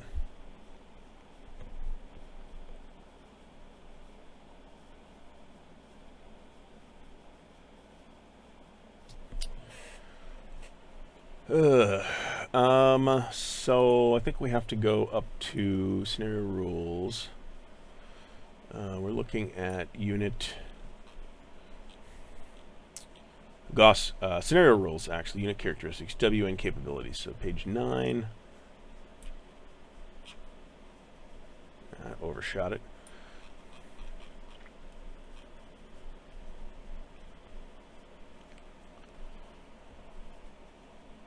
Defensive PR of 5. Okay, so back to the airborne combat.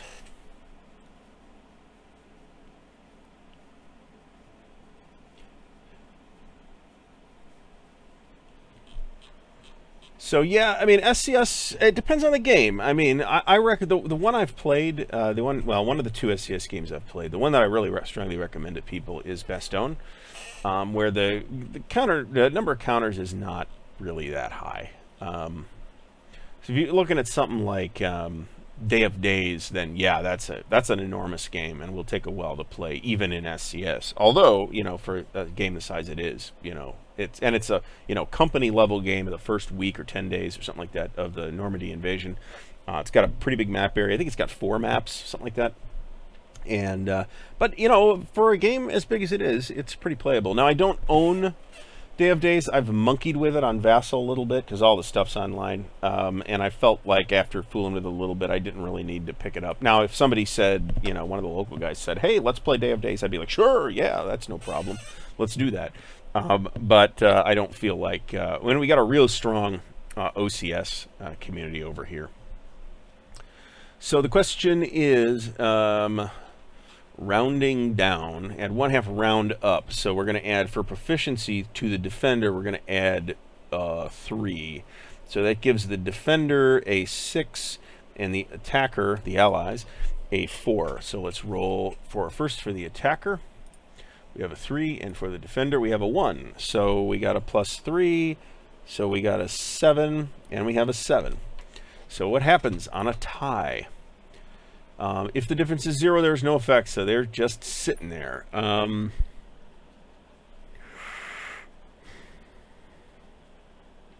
So do they just continue to sit there on top of the WN? I think so. Let's call it that's what it is for now. And let's roll for the next one. So we got an 8 on a D is a S5. Oh, actually, 8 + 1 is 9 for the woods. So that's a 45. So that goes to S6. 45 puts me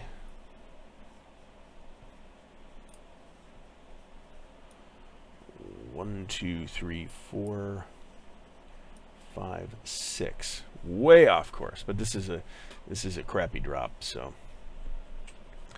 Next one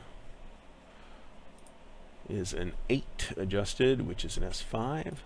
So we got a 21 on the S5, which will put me 3 and 2, 21, no, 4 and 1. This is just kind of the way I count these. 1, 2, 3, 4, 1. Let's break that up. Next one is a 7, which is an S4. We got a 59 on the S4, which will be somewhere down here.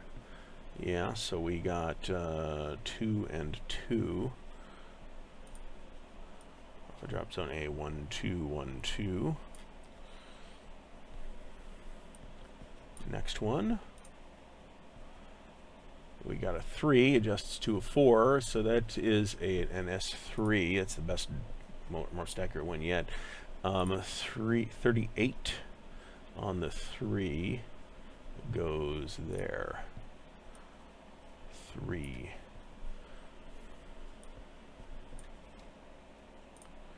And we got a 7. So if people want to comment on this, then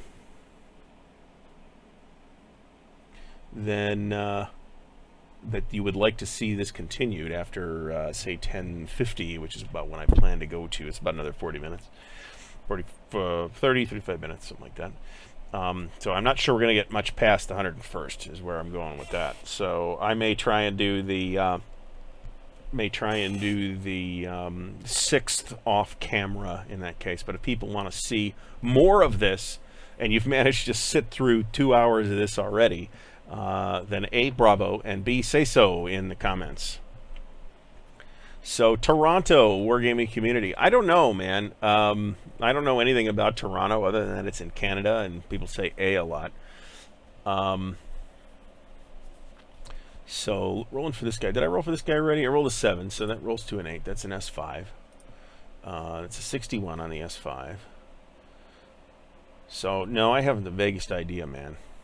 My suspicion, though, is that they're out there and that it's just hard to find them because they're cloistered old men that aren't on the internet. So we got 4 and 1 here. So we got 1, 2, 3, 4, 1. We got a roll for him to see if he gets drowned in the swamp. He did not. Next guy up is a 5. Adjusted is an S3. On the S3, I got a 20. 20 will put me right there. 1, 2, 3, right on top of this. What is this?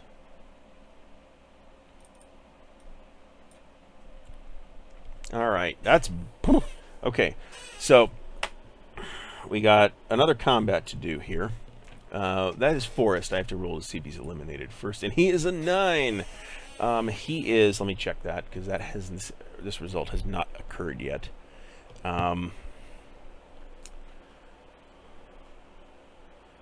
Woods, the unit is eliminated, so he's just toast. So we guess we don't have to worry about that combat. All right, next one up. So I found that that was definitely true here in Columbus. Now, here in Columbus, we have a really, really rabid and relatively well-organized. That goes to 9. That's going to be an S6. Is that correct? Let me make sure. I think it is. Yeah, it's an S6. 43 on the S6 is 2 and 4. 2, 1, 2, 3, 4. Let me move the 101st drop zone to the top. So I definitely found that that people were wargaming here, and so there's a really big, well-organized board gaming club here in town, and so it was happening. I mean, every once in a while there'll be some war games at the local meeting. So they meet every week, and there's like guaranteed to be at least 100 people there. For a while, there was like an OCS game happening there, and then one of the guys passed away. So we got a 4 here, S3. We got a 15 on the S3. One of the guys passed away, and if you own Beyond the Rhine, if anybody's watching that owns Beyond the Rhine, the game is dedicated to Jim Reasoner. That was Jim, passed away like right before the game went to press. And the OCS game that was at cabs every week pretty much evaporated after that. But those guys are still playing OCS, and a bunch of those guys are going to be playing OCS at Buckeye Game Fest, which is about a month from now, little more than a month from now. We got a 7 on this one. That's an S4. And I'm hoping to get into something big. There's a GTS Market Garden happening, a combined Devil's Cauldron and Where Eagles Dare, which I doubt they'll finish. But I'd be very interested in getting in on that. I just actually traded my copy of Where Eagles Dare away. This is an S4, right? That was a 6, goes to 7, S4. And we got a 14. So trying to manage a conversation and this complicated game at the same time is a bit tough. So we got 1 and 3. So that goes, oops. That goes 1, 1, 2, 3. That counts as woods. We roll to see if he's eliminated. He's not. Roll for this guy. It goes a 3. It's only an S2. 17 on the S2. So I will say, this is my advice to vassal players: have your physical play aids with you, because that would make this substantially easier, I think, to deal with, rather than having to flip back and forth between different screens. I mean, if I had multiple monitors, that would help, and I've talked about that already in this stream. Next we go to 9. That is an S6. We have a 10 on the S6, which goes to 1, 2, and 4. This guy might land in the drink. 1, 2, 3, 4, 5, 6 lands right here. We've landed on a Marsh Hex, so we got to roll to see if he's eliminated. He's not. Shouldn't I have eliminated? Nope. That's not what happened here. This was a tie, so we have to attack again. So let's actually check that, because there's something funny going on here.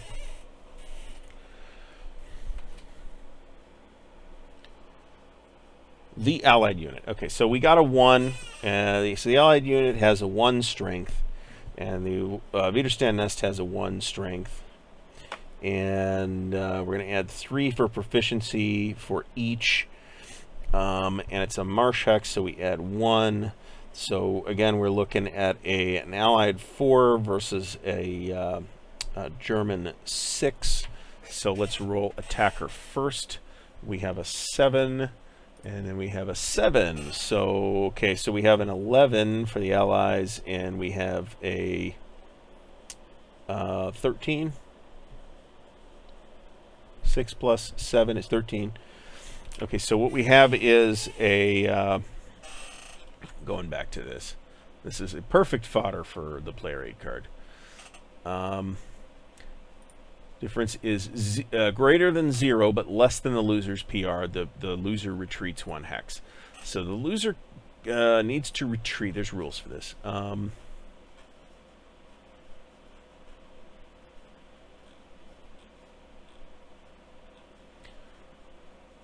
Retreating units retreat 1 hex into any hex not occupied by an enemy unit. Cannot retreat into or across prohibited terrain. There's no prohibited terrain here at the moment. Violation of stack limits, which is not a problem. So I think what we will do is we will put him here. I think. Or do we want to put him here? I think we'll put him here. So he's not next to this unit sitting on this German company sitting on a relatively beefy strong point. Now this here is not it's a strong point, but it's coastal artillery. So we don't have to worry about that right now. And we've got 1 unit left.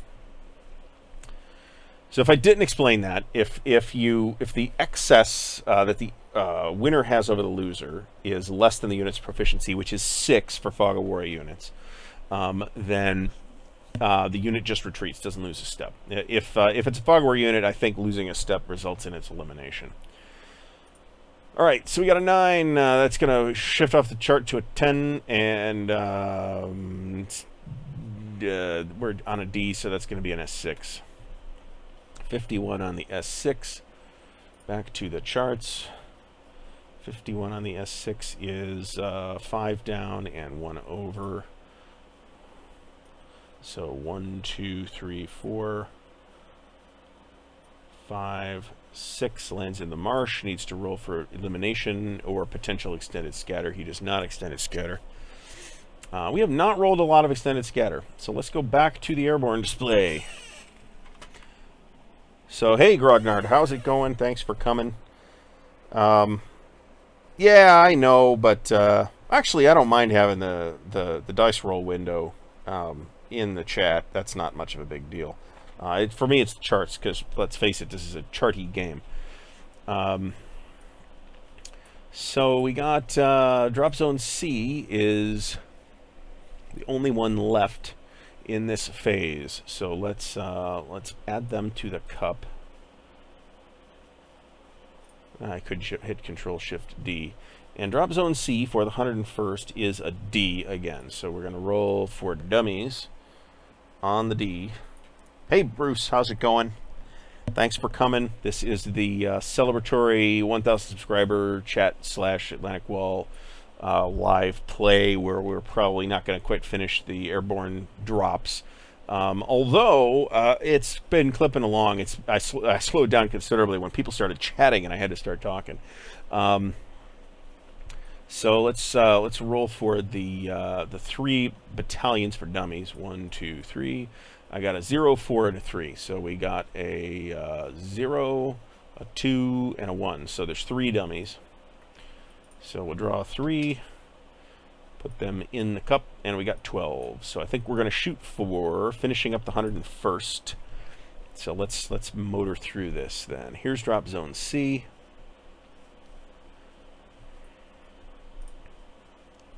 Let me hide the units panel. Give myself a little... I can actually turn this thing off. Except I'm not sure I know how to. Well, we'll ignore it for now. That's fine. All right, so let's start dropping. And let's put them out here in the estuary.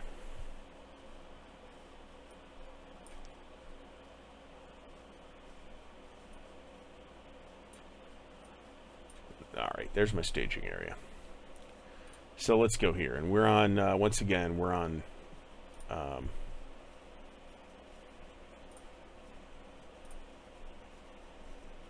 oh, right. Okay, so C is in what terrain? We're not in Bocage, and we don't have adjacent German units, or do we? No, we don't have adjacent German units to the drop zone. So yeah, this is not the original Atlantic Wall, and it doesn't particularly resemble the original Atlantic Wall. It is a totally new system. We got a 10 on an S1 here. 10 on the S1 is 1 hex due north. Drop zone C. Next one down. And I know a lot of people kind of had a negative reaction to that. The fact that it is not a revision of or a representation of the original Atlantic Wall. And having looked at the original Atlantic Wall, I am kind of interested from a collector standpoint of owning it, because not from a collector's in the traditional sense, but in the sense of I am by nature interested in Normandy games, and it is a Normandy game, and it is a big Normandy game, and that makes me interested in it. If I find it for a great price, I will grab it. But if I don't, then that's okay. So we got 2 and 1. So that's going to go 1, 2, 1. We roll to see if he's eliminated because he landed in the swamp. He's not. Marsh. It's marsh, not swamp. We got a 2. That is an S2. We got an 81 on the S2, which will put him there. Here. Hedgerow he doesn't have to roll for hedgerow. Next guy up gets a 4. That's an S3. He got a 35. on the S3. We'll put him here.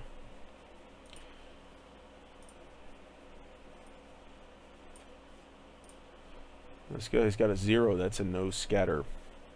He does not scatter. He lands right on drop zone C. So the one that dropped drop zone A was, or drop zone status A, you can see a bunch of stuff landed on it. Not everything, but a lot of it.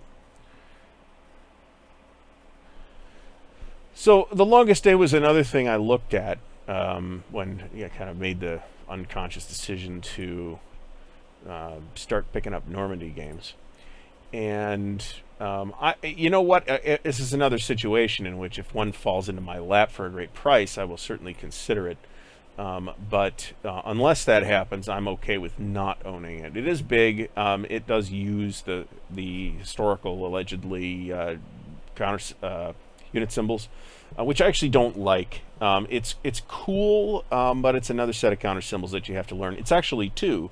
Looking at GTS, because GTS uses the Allied unit symbols for the Allied units and the German unit symbols for the German units, and so you've got to like basically memorize two whole new sets of counter symbols, and I am not a fan of that. I mean, the game's complicated enough. I'm perfectly satisfied with this. This is a 3 scatter, so 32 puts me here, so 2 and 1. 2 and 1, we land on top of a German guy. All right, so we got a combat to do here. This is a what terrain in the hex? Clear. So that hasn't happened yet. So we have the oh wait, the German unit has to pass a proficiency check, a defensive proficiency check, or it retreats, and it fails. So where would the Germans retreat here? I am going to say this is like a live thing. It's an Ost battalion too. That's typical. That retreat rule does not apply to strong points because they're not mobile, obviously. I think we're going to retreat into this marsh, and then there's no combat. One more. We got a 2, which is an S2. These guys have dropped reasonably well. 68 on the 2 is over there. For drop zone C, so right there.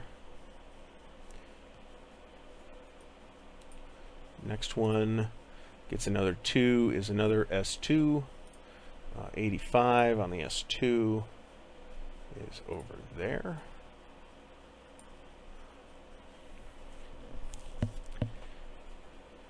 Next one down is a 3, which is probably also an S2. It is. 59 on the S2 is 1 and 1. This guy dropped right on top of drop zone D.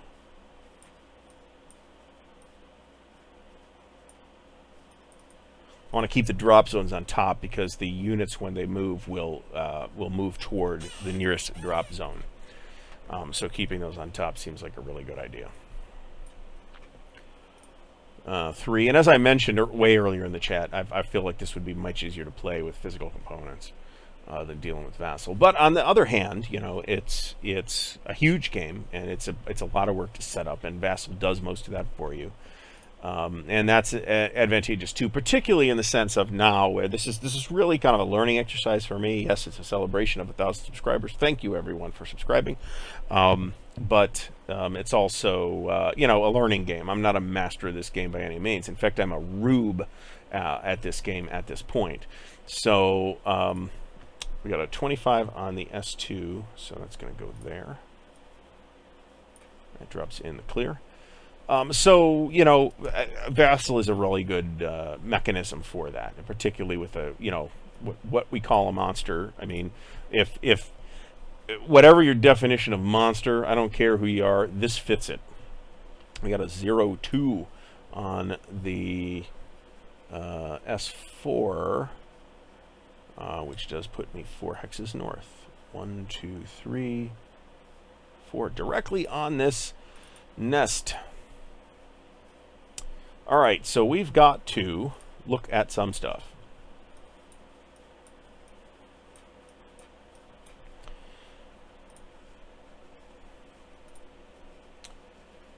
So we need to look at, first of all, page 9.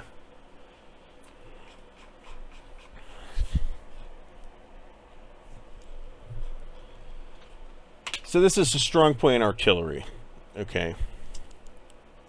Barrage factor, range, and defensive factor are printed on the counter.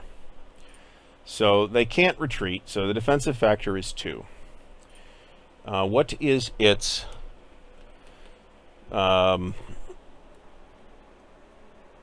so the Allied unit has a attack factor of 1. The German unit has a defense factor of 2. We add +3 to each for their proficiency. And then we have to go back down to, I should memorize this page number, damn it. This is Amphib.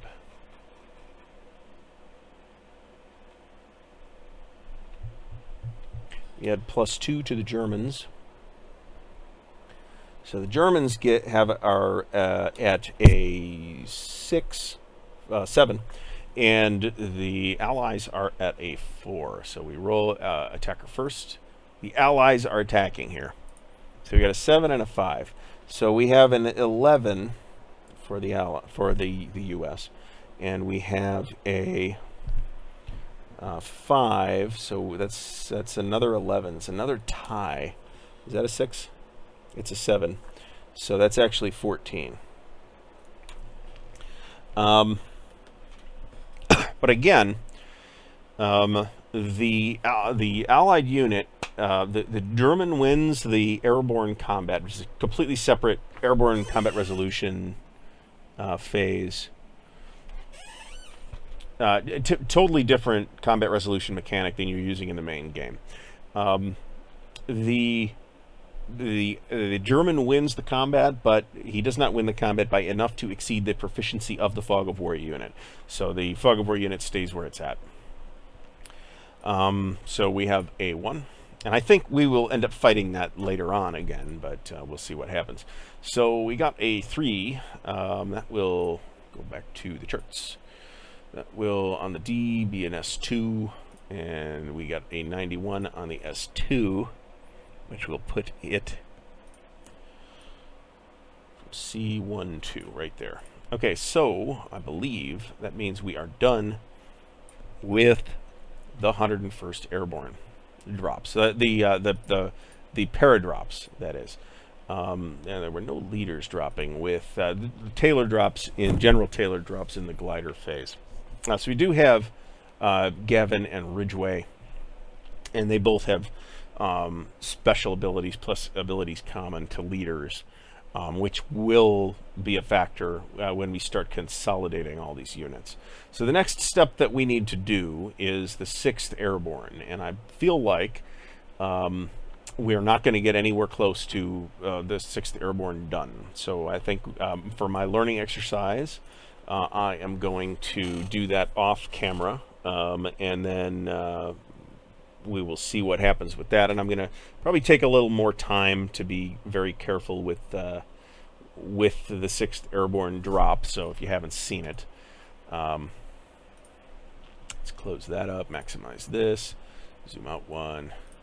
So 6th Airborne, here's your 82nd dropping down here. Here's your 101st dropping pretty widely scattered over here. And then here's your 6th Airborne. And there's some gliders associated with the 6th Airborne as well that don't land quite yet. Will all land east of the Orne. And then there's some gliders that will target west of the Orne to try and take out these coastal guns and stuff. So I want to talk about objectives.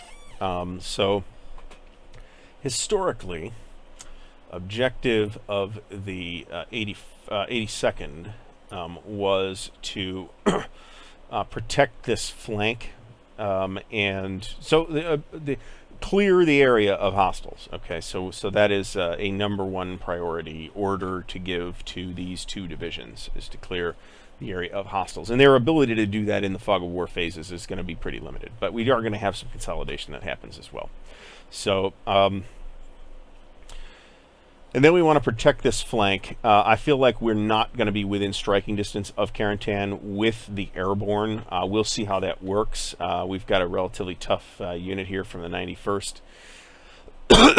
Just an infantry unit, but it's a regular infantry unit and not Ost guys where they're scrubs with who knows what weapons and pointed sticks.